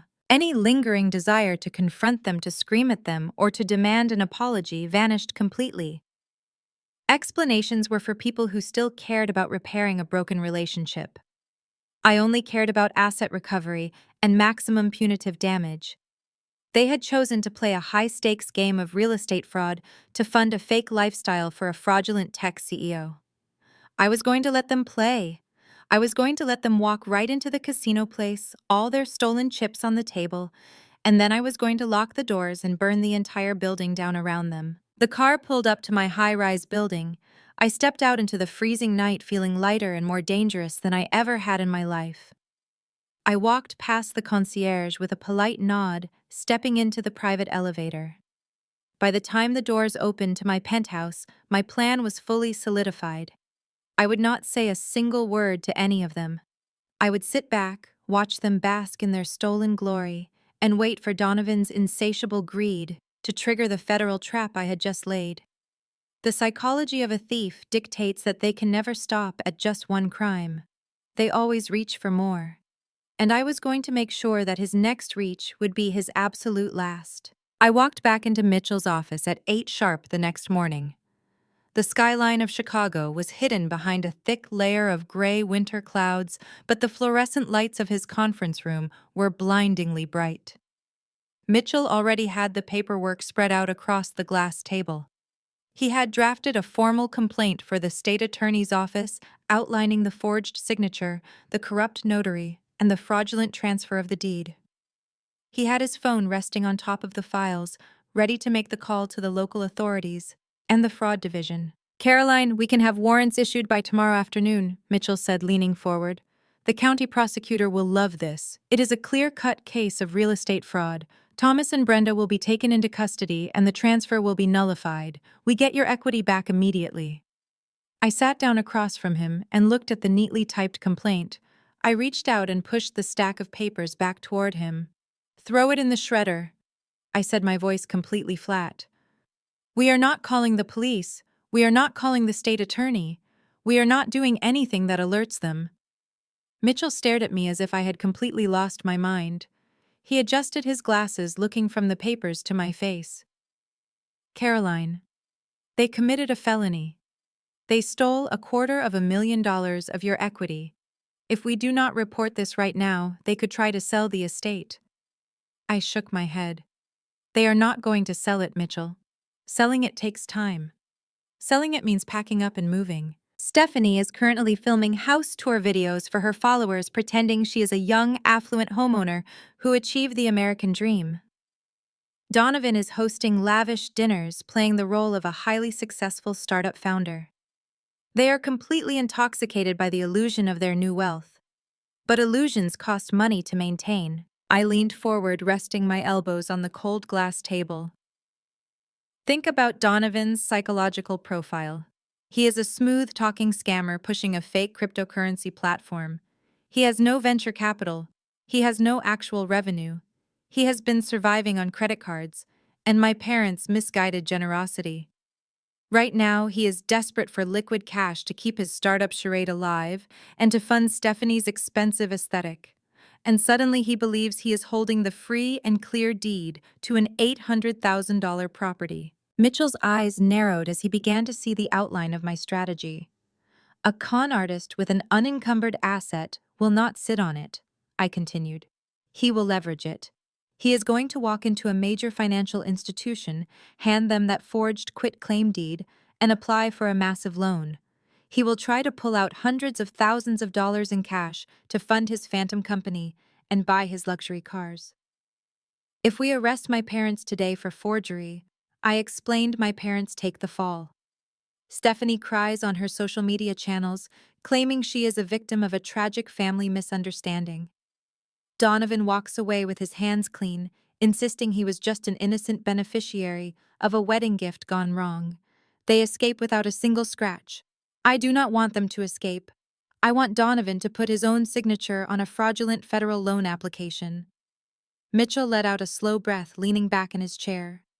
He saw the sheer magnitude of the trap I was building. If Donovan uses a forged property deed to secure a bank loan, he commits federal bank fraud and wire fraud. He triggers an automatic FBI investigation. Exactly, I said. But if we let him walk into a bank, we need a safety net to ensure he does not actually run off with the bank's money using my house as collateral. We need a silent tripwire. I instructed Mitchell to file a very specific legal instrument known as a cloud on title. It is a formal notice of an unresolved dispute regarding the ownership of a property. We would not file a loud public lawsuit that would alert Stephanie or Donovan. Instead, Mitchell would lodge a quiet, highly discreet dispute directly into the National and County Real Estate Registry. It would sit there completely invisible to anyone simply looking at the surface-level tax records. Stephanie could continue boasting online, and Donovan could continue playing the wealthy CEO without ever knowing the landmine was buried right beneath their feet. But the moment Donovan sat down with a federal bank underwriter to finalize a home equity loan, the bank would run a deep institutional title search. The banking software would immediately hit the cloud on title. The system would flag the severe discrepancy in the ownership chain. The bank would instantly detect that the collateral being offered was highly contested and likely fraudulent. Mitchell pulled a fresh legal pad toward him, picking up his gold pen. "You want me to bury a silent dispute in the county records?" He confirmed, a sharp smile forming on his lips. "You want to wait for him to initiate a federal financial transaction. And the moment the bank flags the application, we submit our evidence directly to the federal authorities." I nodded. We let them think they have outsmarted everyone. We let Donovan dream about his $500,000 cash injection. We sit back in total silence, and we wait for the prey to walk willingly into the slaughterhouse. Mitchell began drafting the cloud on title notice right then and there. His pen scratched rhythmically against the paper, sealing the fate of the people who thought they could use me as their personal stepping stone. I left the law office feeling an overwhelming sense of calm. The board was set. The pieces were locked into place. I went back to my high-rise apartment, poured a cup of black coffee, and opened my laptop. I logged into an anonymous social media account and navigated to Stephanie's page. She was already posting videos of herself standing in the sprawling kitchen of the Chicago estate, talking about her big plans for interior renovations. In the background, Donovan was pacing around the living room, talking loudly on his phone, pitching his fake crypto project to whoever was gullible enough to listen. They looked so incredibly happy. They looked invincible. They had absolutely no idea that they were dancing on top of a legal graveyard. I closed the laptop, taking a sip of my dark coffee. All I had to do now was wait. The trap was armed, and Donovan's relentless greed would do the rest. 3 weeks went by. The initial euphoria of the grand wedding had finally begun to fade, replaced by the harsh, unforgiving reality of maintaining an $800,000 estate. Heating a sprawling Chicago home in the dead of winter is not cheap. Property maintenance, landscaping, and the sheer cost of keeping up appearances were quickly draining whatever cash gifts Stephanie and Donovan had hoarded from their lavish reception. But more importantly, Donovan was running out of time. A fake cryptocurrency CEO cannot survive without a steady stream of capital to project the illusion of overwhelming success. I sat in my downtown office, sipping my morning espresso, watching their lives unfold through the glowing screen of my tablet. Stephanie documented every single second of their existence on her social media platforms. She posted endless videos of herself wandering through the massive living room, holding a steaming mug of artisanal coffee, bragging to her followers about the joys of debt-free homeownership. She filmed Donovan sitting at my father's old mahogany study desk, wearing a sleek turtleneck, shouting aggressively into his phone about blockchain algorithms and decentralized finance protocols. It was a spectacular, highly produced theatrical performance. But behind the camera lens, the financial desperation was becoming palpable. Donovan had no venture capital backing. His supposed tech startup was nothing more than a registered domain name and a poorly coded landing page. He needed liquid cash to fund his ongoing charade, and he needed it immediately. He could not attract gullible investors if he was driving a standard sedan and unable to pick up the tab at high-end steakhouses. He needed the ultimate prop to solidify his fake billionaire persona. He needed a luxury vehicle, specifically a brand new Porsche Macan, and a massive infusion of operational capital to keep his scam afloat. I knew exactly how his mind worked. I had dismantled dozens of fraudulent executives just like him in my career. When a con artist is backed into a corner, they do not scale back. They double down. And Donovan had just been handed the ultimate financial trump card. He believed he was sitting on top of $800,000 of completely unencumbered, easily accessible equity. I listened to the audio of a live stream Stephanie hosted on her channel, piecing together the exact narrative Donovan was feeding her. He was an absolute master of manipulation. He did not tell her they were running out of money. Instead, he framed his desperate cash grab as a visionary business strategy. I could hear him in the background of her video, pacing the hardwood floors, feeding her the exact financial buzzwords he had memorized from internet forums. He told her that keeping $800,000 locked up in a physical house was a terrible financial mistake. He called it dead equity. Dead. He spun a brilliant, intoxicating web of lies, convincing my sister that wealthy people do not just sit on paid-off real estate. Wealthy people leverage their assets.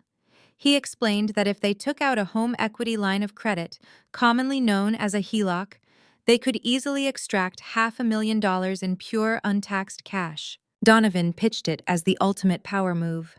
He told Stephanie that he would inject the $500,000 directly into his crypto startup, scale the platform globally, and multiply the money tenfold within a year. They would pay back the bank loan with the massive profits and keep the rest. And to ensure he looked like a legitimate thriving tech founder when pitching to elite venture capitalists, he insisted they needed to purchase a fully loaded Porsche Macan. He framed a $90,000 luxury SUV not as a frivolous expense, but as a mandatory corporate marketing tool. Stephanie swallowed the bait without a single moment of hesitation. She possessed absolutely zero financial literacy. She had spent her entire life being shielded from the consequences of debt by my parents, and then, later, by my silent mortgage payments. She did not understand collateral variable interest rates or the catastrophic risk of leveraging a primary residence for a highly volatile, non-existent business venture. She only heard the words $500,000 in cash and a brand new Porsche. Her social media feeds instantly reflected this new delusion of grandeur. She began posting mood boards featuring luxury car interiors and talking cryptically to her followers about a massive upcoming venture capital expansion. She boasted that her brilliant husband was about to disrupt the entire financial tech industry.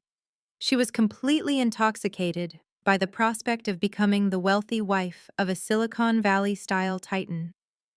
They moved with astonishing speed, driven by Donovan's insatiable, bottomless greed. They did not go to a small local credit union.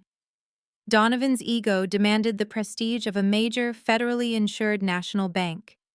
He wanted to walk into a towering glass financial institution in downtown Chicago, slap that forged quit-claim deed onto a loan officer's desk, and demand a $500,000 cash injection based on the sheer value of the estate.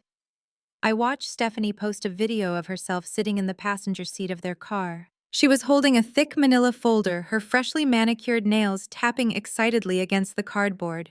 She giggled into the camera, whispering to her audience that she and her husband were heading to a very important executive banking meeting to secure funding for their next massive life upgrade.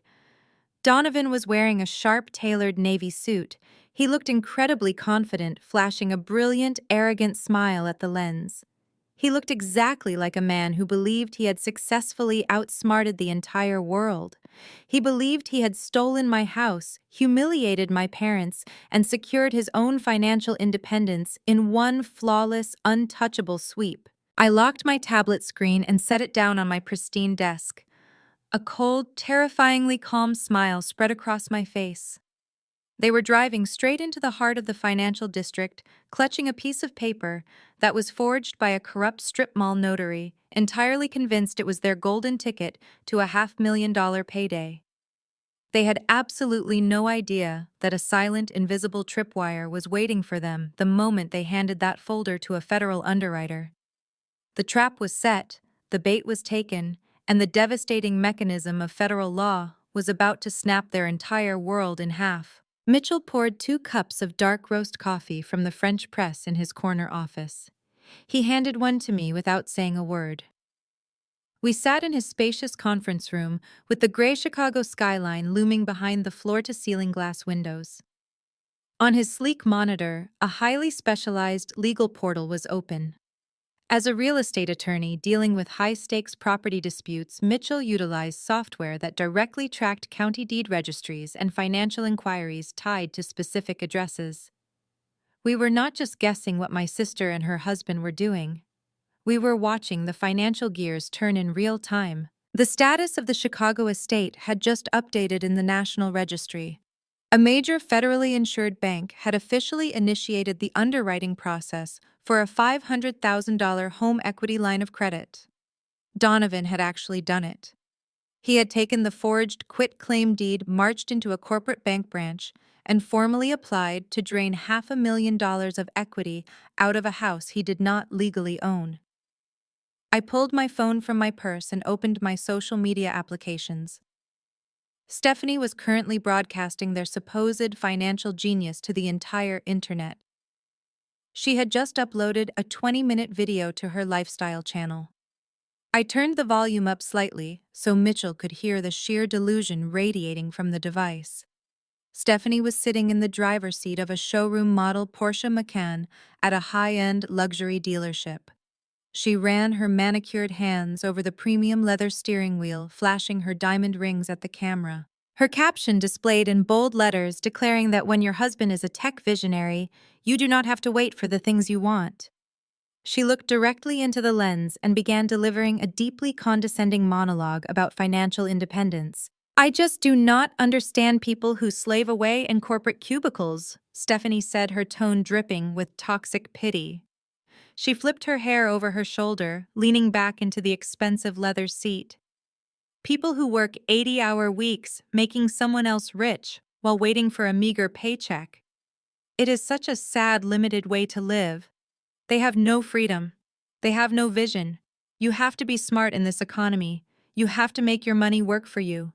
You have to understand how to leverage your generational assets instead of just being a miserable wage earner. She was talking directly about me. She was calling me a sad, limited wage earner while she was preparing to buy a $90,000 luxury vehicle using money stolen through a federal felony. She was actively mocking the very career that had funded the roof over her head for the past 6 years. I took a slow sip of my coffee, letting the bitter warmth settle in my chest. Mitchell shook his head in absolute disbelief. He looked at the phone screen where my sister was now showing off the custom trim options Donovan was selecting for the Porsche. The sheer arrogance is staggering, Mitchell said quietly, taking his own sip of coffee. They are actively documenting their own financial crimes on a public platform. They are leaving a digital trail of their intent to spend stolen funds. Let her speak, I replied, locking my phone screen and setting it face down on the glass table. Every single video she posts establishes a concrete timeline. It proves they are willing participants in the fraud. They cannot claim ignorance later. They are not victims of our parents' bad decisions. They are eager, enthusiastic beneficiaries of a criminal conspiracy. I turned my attention back to Mitchell's computer monitor. The loan application was moving rapidly through the banking machinery. Federal underwriting is a rigorous, unforgiving process. A major bank does not just hand over $500,000 in cash because a man in a tailored suit smiles nicely and uses tech buzzwords. They verify everything. The loan processor had already accepted their initial application. The next step was the automated valuation model to confirm the estate was actually worth the $800,000 they claimed. A green notification light appeared on the tracking software. The banking algorithm confirmed the property value. Donovan had clearly polished his fake business portfolio to absolute perfection. He must have provided the loan officer with fabricated revenue projections for his cryptocurrency startup to justify his ability to repay the massive monthly loan installments. The bank temporarily accepted his fraudulent income statements. They accepted the pristine property history that I had personally maintained and paid for, which was now magically associated with Donovan's name. "The initial review is complete," Mitchell noted, pointing his pen at the monitor. "The loan has officially moved out of the basic processing phase and into the title department. The underwriters are initiating the deep background search on the quitclaim deed." I watched the progress bar on the screen. The bank was now digging heavily into the county real estate records. The underwriters were looking for liens, encumbrances, and the complete ownership history. They were looking for the exact legal chain of custody that Donovan claimed gave him total supreme ownership of the asset. Stephanie uploaded yet another story to her feed. This one was filmed inside the sprawling kitchen of the Chicago estate. She was unboxing expensive crystal glassware and premium champagne flutes. "We are hosting a massive housewarming party this coming weekend," she announced to her followers, her voice echoing in the large room. "Donovan is officially launching his new platform, and we are celebrating our gorgeous new estate with all of our friends and family. I cannot wait to show you guys the final setup. Big things are coming." Big things were indeed coming, but not the kind she was expecting. I set my coffee mug down. The trap was holding perfectly. Donovan and Stephanie were so blinded by the flashing lights of their fake success that they completely ignored the foundational mechanics of corporate banking. When a federal bank prepares to issue a $500,000 loan against a property, they hire professional title examiners. Those examiners do not just glance at a piece of paper signed by a corrupt strip mall notary. They pull the entire historical file. They check every single signature, every KEO owner, and every hidden legal dispute ever registered against the address. Mitchell and I sat in comfortable silence, watching the digital gears turn. The banking software was a relentless, emotionless machine. It did not care about Stephanie's influencer aesthetic. It did not care about Donovan's fake CEO persona. It only cared about risk and liability. And the risk associated with that specific piece of Chicago real estate was about to trigger severe alarm bells across the entire federal banking system. The quiet cloud on title that Mitchell had buried deep in the National Registry was waiting in the dark. The bank examiners were currently pulling the files. It was only a matter of time before their automated system collided violently with our hidden legal tripwire. I crossed my legs and smiled, knowing the execution of their downfall was going to be absolutely flawless. It was Thursday morning, exactly 2 days before the massive housewarming party my sister had been relentlessly advertising across the internet. The deadline was closing in. Donovan needed the liquid cash to clear his account before the weekend, to pay the luxury caterers, the bartenders, and the exotic car dealership where he had placed a hold on the $90,000 Porsche Macan. I sat at my desk in Mitchell's law office, a cup of green tea replacing my usual coffee. Mitchell was on a secure conference call with his paralegals, but his eyes remained rigidly fixed on the secondary monitor tracking the National Title Registry. Stephanie uploaded a new photograph to her daily story. She and Donovan were sitting in a sleek, glass-walled conference room at a premier bank branch in downtown Chicago. There were thick stacks of legal paper spread across the polished mahogany table between them. She captioned the image with bold, sparkling text, declaring that they were securing the bag for the next big venture, living the ultimate CEO wife life. I zoomed in on the high-resolution photo. I could literally see the blue ink on the signature line of a federal lending agreement. Donovan was signing his name. He was officially binding himself to a $500,000 home equity line of credit. He was offering a massive real estate asset he did not legally own to a federally insured financial institution. "He is signing the final disclosures," I said, my voice echoing clearly in the quiet office. Mitchell hung up his desk phone and leaned forward, his focus entirely consumed by the tracking software. The digital portal on his screen was refreshing every 30 seconds. Once the ink dries, the closing agent scans the physical packet into the bank's central underwriting system for final disbursement authorization. He explained, his tone clinical and precise. Before they wire $500,000 into a personal checking account, the automated system runs one last absolute verification of the property title. They have to ensure no hidden liens or legal disputes were placed on the property during the 30-day processing window. We watched the screen. The tension in the room was electric, vibrating with the exact sensation of watching a blindfolded predator step directly onto a primed landmine. 5 minutes passed. Then 10. Stephanie posted another quick video update showing Donovan confidently shaking hands with a smiling bank executive. They truly thought the deal was done. They believed they had successfully secured their unearned fortune and solidified their fake lifestyle. Suddenly, Mitchell's monitor flashed a harsh, brilliant red alert. A severe warning code popped up on the title tracking software dominating the center of the screen. The bank's massive disbursement algorithm had hit the invisible wall. The automated system had scanned the National Registry, bypassed the superficial surface-level tax records my parents had manipulated, and collided violently with the cloud on title dispute I had buried weeks ago. "There it is," Mitchell said, his voice dropping to a sharp whisper. "The bank just flagged the collateral as highly contested. The automated wire transfer is completely frozen. The system has officially rejected the disbursement." Donovan and Stephanie were likely walking out of the bank lobby at that exact second, completely unaware that the $500,000 they were expecting to see in their account by 5 o'clock was never going to arrive.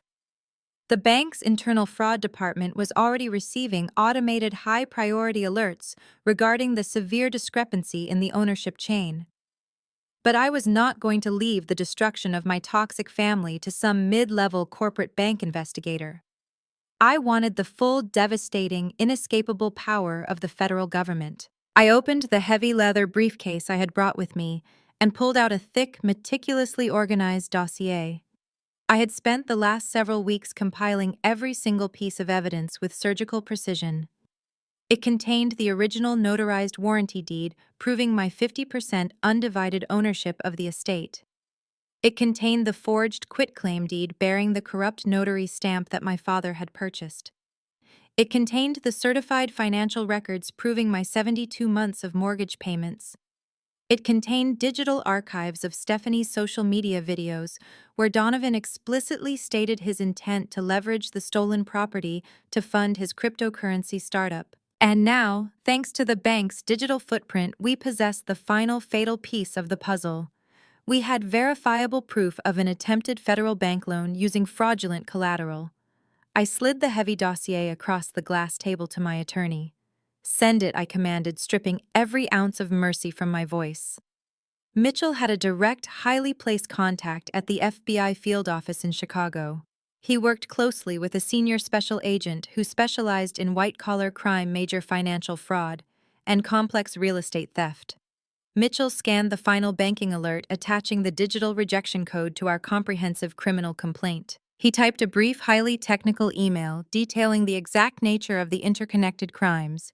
He outlined the conspiracy to commit fraud orchestrated by my parents, Brenda and Thomas. He outlined the aggravated identity theft related to the forged signature on the state property deed. He outlined the attempted wire fraud for the electronic transfer of $500,000. And finally, he highlighted the most severe charge of all. He detailed the bank fraud committed by Donovan the exact moment he signed a federal loan application, offering a stolen house as collateral. Mitchell hit the send button. The email disappeared from his outbox, flying through encrypted servers directly to the desk of a federal agent. I stood up and walked to the window, looking down at the bustling streets of the city. The weather was bleak, the sky a bruised, heavy gray, but I felt an overwhelming sense of brilliant, blinding sunlight. The trap had snapped shut with absolute lethal perfection. There was no backing out now. There would be no dramatic family interventions in a suburban living room. There would be no tearful apologies, no desperate pleas for forgiveness, and no chance for my parents to gaslight their way out of the consequences. When the FBI opens a financial fraud investigation involving a federally insured bank, the matter leaves the hands of the victims entirely. The United States Department of Justice becomes the prosecuting entity. My parents could not beg me to drop the charges because I was no longer the one pressing them. I was simply the cooperating witness, providing the evidence. Donovan had desperately wanted to play the role of a high-rolling tech executive. My parents had desperately wanted to play the role of wealthy, benevolent benefactors. Stephanie had wanted to play the role of the envied, untouchable influencer. They had collaborated to build an entire cinematic universe of lies, funded by my stolen equity and maintained by their boundless arrogance. Now the federal government was going to tear down their movie set and arrest the actors. The special agent just confirmed receipt of the dossier, Mitchell said, breaking the heavy silence in the conference room. He was reading a response on his monitor, his eyes scanning the text rapidly. They are reviewing the file immediately.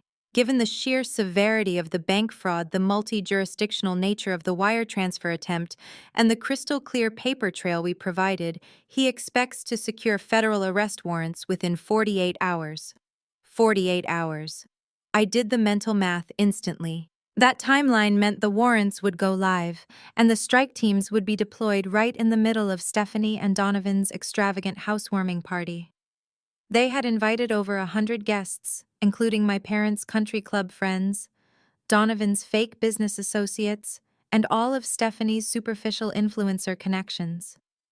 They were planning to host the ultimate celebration of their stolen wealth.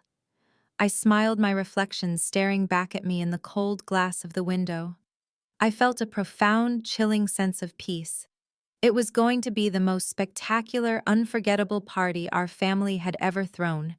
And I was going to make sure I had a front row seat to watch their entire empire burn to the ground. Friday afternoon arrived with a crisp, bitter chill across Chicago, but inside the luxury boutiques of the Magnificent Mile, the atmosphere was flushed with arrogant warmth. I sat in my penthouse monitoring the digital updates from Mitchell while simultaneously watching Stephanie broadcast her shopping spree live to her followers.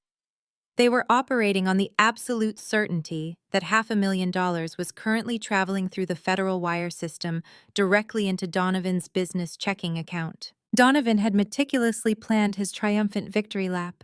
He and Stephanie were standing inside an exclusive European watch boutique. The camera angle perfectly captured the velvet display trays and the fluted glasses of complimentary champagne they were sipping.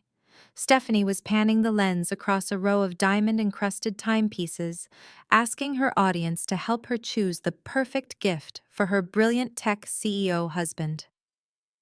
Donovan stood beside her wearing a bespoke suit, adjusting his cuffs with the exaggerated confidence of a man who believed he had just conquered the financial world. They were spending money they did not actually possess yet, running up the balances on their existing, heavily leveraged credit cards, entirely dependent on the impending bank wire to clear the massive debt. It was the classic fatal flaw of every amateur scammer. They always spend the payout before the ink on the contract actually dries. Back in my office, my secure messaging application chimed. It was a brief, highly encrypted update from Mitchell. The text contained only 2 sentences. The bank initiated the transfer. The federal hold is active. The $500,000 disbursement had officially left the bank's lending reserve. For exactly 1 fraction of a second, the money registered in Donovan's newly created corporate account. The numbers appeared on the ledger, a massive, life-altering sum of cash. But before the banking interface could even send an automated notification to Donovan's smartphone, the federal freeze slammed down like an iron vault door. The FBI had executed the emergency asset freeze order. The entire account, along with every single linked credit line and secondary checking balance under Donovan's social security number, was instantly and completely locked. The funds were classified as evidence in an active federal fraud investigation. The money was there, suspended in a digital purgatory, entirely inaccessible. I turned my attention back to the live video feed. Stephanie was wrapping up her broadcast, announcing that Donovan had made his selection. He was purchasing a solid rose gold chronograph that cost more than most people earn in 2 years. He smiled broadly at the camera, kissing her cheek, telling her followers that hard work and visionary investments always pay off. Then the broadcast abruptly ended. I did not need a camera to know exactly what happened next. I had witnessed the exact same sequence of events dozens of times in my career, when seizing assets from hostile corporate entities. Donovan would have confidently handed his premium credit card to the boutique manager. The manager would have swiped the heavy metal card through the terminal, making polite conversation about the upcoming housewarming party. And then the terminal would have beeped. A sharp, unforgiving, mechanical rejection. I could picture the exact shade of annoyance crossing Donovan's face. He would have chuckled, blaming a routine bank security measure for flagging such a large, out-of-character purchase. He would have casually reached into his designer wallet and produced a second card, perhaps his primary debit card, the one linked directly to the account, expecting the massive equity loan transfer. The manager would swipe the second card. The terminal would beep again. Declined. Error code. Contact issuing bank. The polite, deferential atmosphere of the luxury boutique would instantly evaporate, replaced by a suffocating, heavy awkwardness. The sales associates would exchange knowing glances. Stephanie's smile would falter, her cheeks flushing with sudden intense humiliation. Donovan is a man whose entire identity relies on projecting absolute financial dominance. Being declined for a luxury purchase in front of his influencer wife and a team of high-end retail clerks would feel like a physical assault. He would pull out his smartphone, his fingers flying across the screen as he opened his mobile banking application to prove to the manager that his accounts were flush with cash. But when the application loaded, he would not see a balance. He would see a stark, generic error message instructing him to contact the fraud prevention department immediately. I sat in my quiet, sunlit living room, savoring the absolute poetry of his destruction. Donovan was standing in one of the most expensive retail stores in the city, holding a watch he could not buy, realizing that his financial life support had just been severed. He would walk out of that boutique empty-handed, the complimentary champagne turning to acid in his stomach. He would spend the next 2 hours sitting in the driver's seat of his leased car, frantically dialing customer service numbers, screaming at low-level bank representatives. The representatives would refuse to give him any concrete information. Federal regulations prohibit bank employees from tipping off suspects when an account is frozen under an active FBI investigation. The operators would simply read from a mandated script, telling him his account was under administrative review and no funds could be accessed or dispersed. The panic would begin to consume him. He had caterers arriving tomorrow morning who required final payment. He had a luxury car dealership expecting a wire transfer by the end of the day. He had a massive, sprawling estate to maintain, and he could not even buy a tank of gas. The walls of his elaborate scam were closing in rapidly, squeezing the oxygen out of his lungs. He would likely try to call my parents, demanding to know if there was an issue with the property deed they had given him. Thomas and Brenda would assure him everything was perfectly fine, entirely unaware that their forged signature had just triggered a federal trap. They would all sit in their respective echo chambers of delusion, blaming banking glitches and bureaucratic delays, completely blind to the grim reaper of federal justice standing right behind them. Tomorrow was Saturday, the day of their spectacular housewarming party. They were going to open the doors of my home to over 100 guests, pretending they were the reigning monarchs of Chicago elite society. They would smile, pour cheap wine masked in expensive decanters, and try to hide the crippling financial terror gripping their chests. They had no idea that the guest list had been expanded. They had no idea that the caterers and the influencers were not the only ones planning to attend. I closed my laptop, a deep, resonant calm settling over my entire body. I had a dress to pick out for tomorrow. It was going to be a phenomenal party. Saturday evening descended on the Chicago suburbs with a biting frost, but the estate was radiating heat and blinding light. Valet attendants in crisp vests sprinted down the sweeping driveway, parking lines of luxury sedans and imported sports cars. I stood across the street shrouded in the dark interior of Mitchell's hired town car, watching the spectacle unfold. Stephanie and Donovan had spared absolutely no expense for their grand housewarming gala. A string quartet played in the grand foyer, their elegant notes drifting out every time the heavy oak doors opened to admit another group of affluent guests. My parents were in their absolute element. Through the massive bay windows, I could see Thomas holding a crystal tumbler of bourbon, laughing boisterously with the neighborhood association board members. Brenda was floating between groups of country club wives wearing a sequenced gown, pointing out the architectural details of the home as if she had laid the bricks herself. Stephanie was holding court near the grand staircase, draped in a silk evening gown, live streaming the entire event to her followers. Donovan, however, looked like a man standing on a trap door. He was constantly checking his phone, pacing near the kitchen, his smile tight and forced. The realization that his accounts were entirely locked was clearly eating him alive from the inside out. He was surrounded by opulence he could no longer afford, desperately hoping Monday morning would bring a banking miracle. He was not going to get a miracle. He was going to get me. I checked my watch. Right on schedule, a fleet of 4 unmarked black SUVs turned onto the street, moving with a synchronized, predatory, silent speed. They glided past the valet stand, ignoring the confused attendants, and parked directly on the manicured front lawn. The doors opened simultaneously. I stepped out of the town car, the frigid wind whipping the hem of my tailored wool coat. I did not walk alone.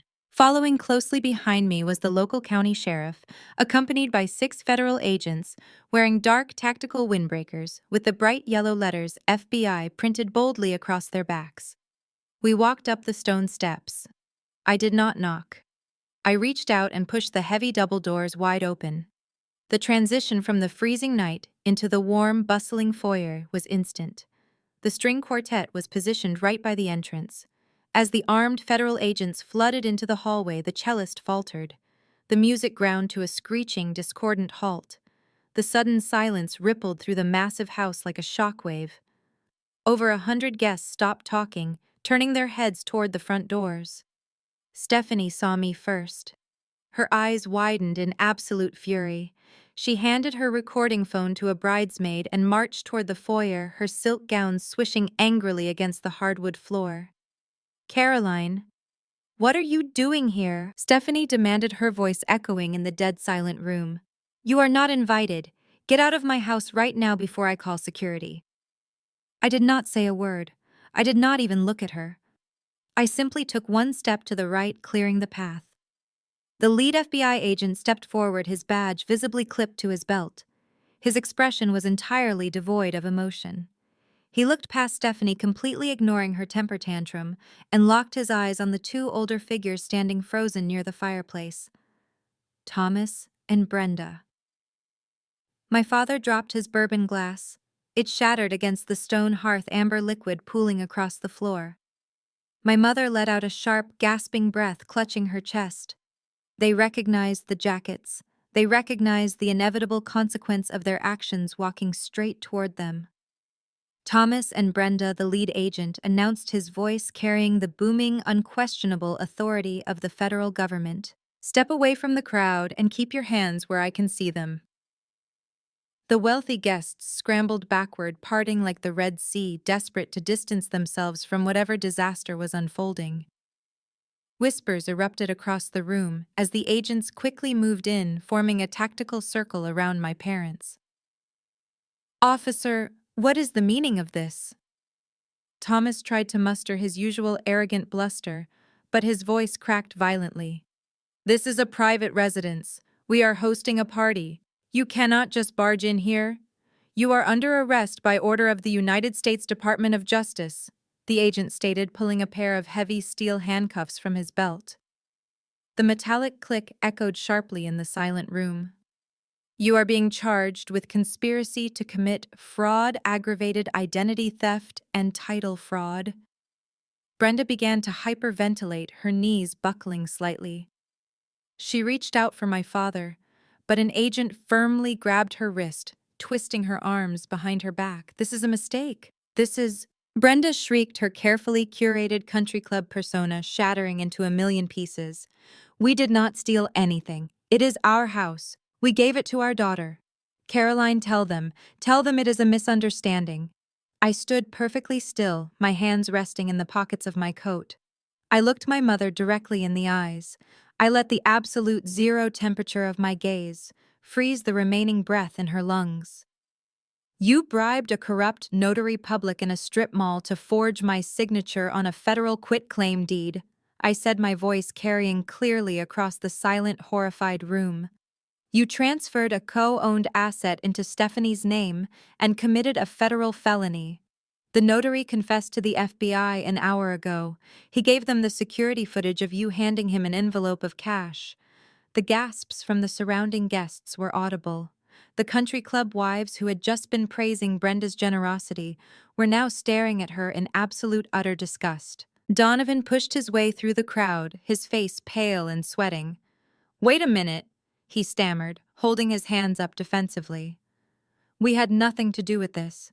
Stephanie and I just got the deed as a gift. We did not know anything about a forged signature." The lead agent turned his attention to Donovan. "That is an interesting defense, sir. It might have held up if you had not taken that forged deed into a federally insured bank 2 days ago and used it as collateral to sign a fraudulent application for a $500,000 home equity line of credit." Donovan's jaw dropped. The realization hit him with the force of a wrecking ball. The frozen account, the declined credit cards, the bank telling him his funds were under administrative review. It was not a glitch. It was a federal sting operation. "You committed bank fraud." The agent continued, signaling for 2 more deputies to step forward. "That is a separate federal offense. Your accounts are seized. Your assets are frozen." Stephanie let out a blood-curdling scream. She fell to her knees, ruining her designer dress, sobbing hysterically as the agents locked the steel cuffs around her husband's wrists. Donovan did not fight back. He looked completely hollowed out, staring blankly at the floor as his entire fake tech empire vaporized into thin air. My mother was weeping uncontrollably, mascara running down her face, as she was marched toward the front door in handcuffs. Thomas hung his head in absolute shame, refusing to make eye contact with any of the wealthy friends he had spent his entire life trying to impress. They were paraded right past me. The flashing red and blue lights of the police cruisers illuminated their humiliated faces. I did not flinch. I watched the agents load the people who had exploited me into the back of federal transport vehicles. The housewarming party was over. The estate belonged to me again, and their reign of toxic manipulation was permanently terminated.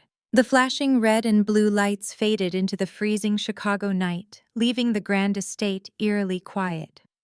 The wealthy guests had fled the scene the moment the federal agents pulled out their handcuffs, treating the housewarming party like a sinking ship. Only Stephanie remained. She was kneeling on the imported hardwood floor of the grand foyer, her designer silk gown stained with spilled champagne and her own running makeup. She looked up at me, her face twisted in a mixture of disbelief and absolute terror. "Caroline, you cannot do this!" she sobbed violently, clutching the banister of the sweeping staircase. "Where am I supposed to go? Donovan is gone. Mom and Dad are arrested. This is my house." I looked down at her, feeling absolutely nothing. "It is not your house, Stephanie. It never was." I pulled my phone from my tailored coat pocket and sent a single text message. Less than a minute later, a heavily armored transport van pulled into the circular driveway. 4 private security contractors dressed in tactical black gear stepped out and walked right through the open front doors. I had kept my private security team waiting on standby a block away for this exact moment. "Clear the property," I instructed the head of the security team, keeping my voice perfectly level. "She has 10 minutes to gather her immediate personal necessities. Everything else goes out the door." Stephanie screamed as the contractors moved right past her. They marched upstairs and began hauling heavy black trash bags filled with her expensive clothing, designer shoes, and imported cosmetic kits. They did not pack her luxury items with care. They dragged the bags down the polished wooden stairs and hurled them straight out the front doors onto the frozen snow-covered lawn. You are a monster, Stephanie shrieked, as a security guard firmly grabbed her arm and escorted her toward the exit. You are destroying your own family. I watched her stumble out into the bitter winter wind, shivering uncontrollably in her ruined evening gown. She fell to her knees in the snow, surrounded by the plastic bags containing the fake lifestyle she had tried to build on my dime. I stepped forward and pulled the heavy oak doors shut, locking the deadbolt with a satisfying metallic click. The house was finally silent. The toxic infection had been completely eradicated from my property. 6 months passed. The federal justice system moves with a slow, crushing inevitability, and it absolutely obliterated the people who tried to destroy me. The bank immediately voided the $500,000 loan application the moment the FBI confirmed the fraudulent collateral. But the financial institution did not stop there. Their aggressive corporate legal team filed a massive civil suit against Donovan, compounding his federal criminal charges. The fake tech startup executive was exposed as a complete fraud with zero actual revenue and a long history of unpaid debts. Facing a mountain of irrefutable evidence, including the digital footprint of the bank application and the security footage of the corrupt notary, Donovan was denied bail. He is currently sitting in a maximum security federal detention center, awaiting trial for bank fraud and wire fraud. He is facing a mandatory minimum sentence that will ensure he spends the best years of his life locked in a concrete cell. My parents fared no better. Thomas and Brenda were indicted on multiple felony counts of conspiracy and real estate fraud. They tried to hire a high-powered defense attorney to fight the charges, but without my silent financial backing, their resources evaporated instantly. They were forced to liquidate their entire retirement portfolios and drain their pensions dry just to cover the exorbitant legal retainer fees. It did not save them. The federal evidence was too overwhelming to fight. They are both currently serving their sentences in a federal correctional institution, stripped of their country club status, their fake wealth, and their freedom. Stephanie filed for divorce the moment Donovan was indicted, desperately trying to distance herself from his massive criminal fallout. But the damage was already permanently woven into her life. Without Donovan's fake corporate income, and without my stolen equity, she was left holding the bag for the massive credit card debts they had accumulated to fund their illusion of wealth. The designer clothes, the lavish wedding upgrades, and the luxury car reservations crashed down on her all at once. She is currently working a minimum wage retail job, drowning in collections notices, and living in a tiny, cramped apartment far away from the affluent suburbs she once claimed to rule. As for the legal status of the Chicago estate, the federal court swiftly nullified the forged quitclaim deed. Full, absolute ownership of the property was restored to me within a matter of weeks. I did not keep the house. It held too many toxic memories of a family that only viewed me as a disposable financial resource. I listed the property on the open market during a massive regional inventory shortage. Because I had maintained the estate in pristine condition for years, it sparked a brutal bidding war. I sold the house for $950,000 in pure cash. I took the massive profit and immediately reinvested it into a highly diversified municipal bond portfolio, securing my financial independence for the rest of my life. I stepped out onto the expansive wooden balcony of my Lake Tahoe vacation home. The harsh winter snows had melted away, giving way to a bright, crisp mountain spring. The sun glinted off the crystal blue water of the lake, stretching endlessly toward the horizon. The air was incredibly fresh and clean. I held a chilled crystal flute of vintage champagne in my hand. I took a slow, deliberate sip, savoring the crisp, dry taste of absolute, total victory. I had not spoken to a single member of my biological family since the night I locked the heavy oak doors of the Chicago estate. I had blocked their numbers, ignored their desperate letters from prison, and completely erased them from my existence. I leaned against the cedar railing, feeling the warm sunlight on my face. I had protected my assets, defended my boundaries, and legally dismantled the parasites who tried to bleed me dry. I was completely free. I was wealthy beyond measure. And most importantly, I was finally at peace. I I raised my champagne glass to the sprawling, majestic mountains standing tall and unbreakable against the clear blue sky. Family is not blood. Family is the people who never forged your signature. The chilling yet empowering story of Caroline serves as a masterclass in establishing unbreakable boundaries and protecting one's hard-earned peace. The profound lesson to be drawn from her journey is that sharing DNA with someone does not grant them a free pass to exploit, manipulate, or steal from you. For too long, society has conditioned us to believe that family is an absolute bond and that we must endure endless toxicity out of sheer obligation. However, Caroline's narrative shatters that dangerous myth, proving that blind loyalty can easily be weaponized by those who view you not as a loved one, but as a convenient financial safety net. Her ultimate triumph was not just about outsmarting a corrupt system or triggering a federal fraud investigation.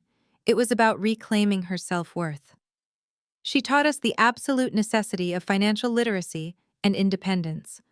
When you understand how to protect your own assets, you strip toxic people of their leverage over you. More importantly, she demonstrated that true strength does not lie in screaming, throwing tantrums, or begging for an apology from people incapable of remorse. True power lies in cold, calculated detachment. It is the realization that you do not owe your peace of mind to people who actively plot your destruction behind your back. Sometimes the most profound act of self-love is stepping aside and letting the people who hurt you face the devastating, inescapable consequences of their own unforced errors. You are never obligated to set yourself on fire just to keep your relatives warm. True family is built on mutual respect, unwavering honesty, and genuine support, not on forged signatures and parasitic greed. Walking away from a toxic bloodline is not a tragedy, it is your ultimate victory. If this story empowered you to finally set firm boundaries and protect your own peace, please hit the like button, subscribe to the channel, and share your own triumphs over toxic relationships in the comments below.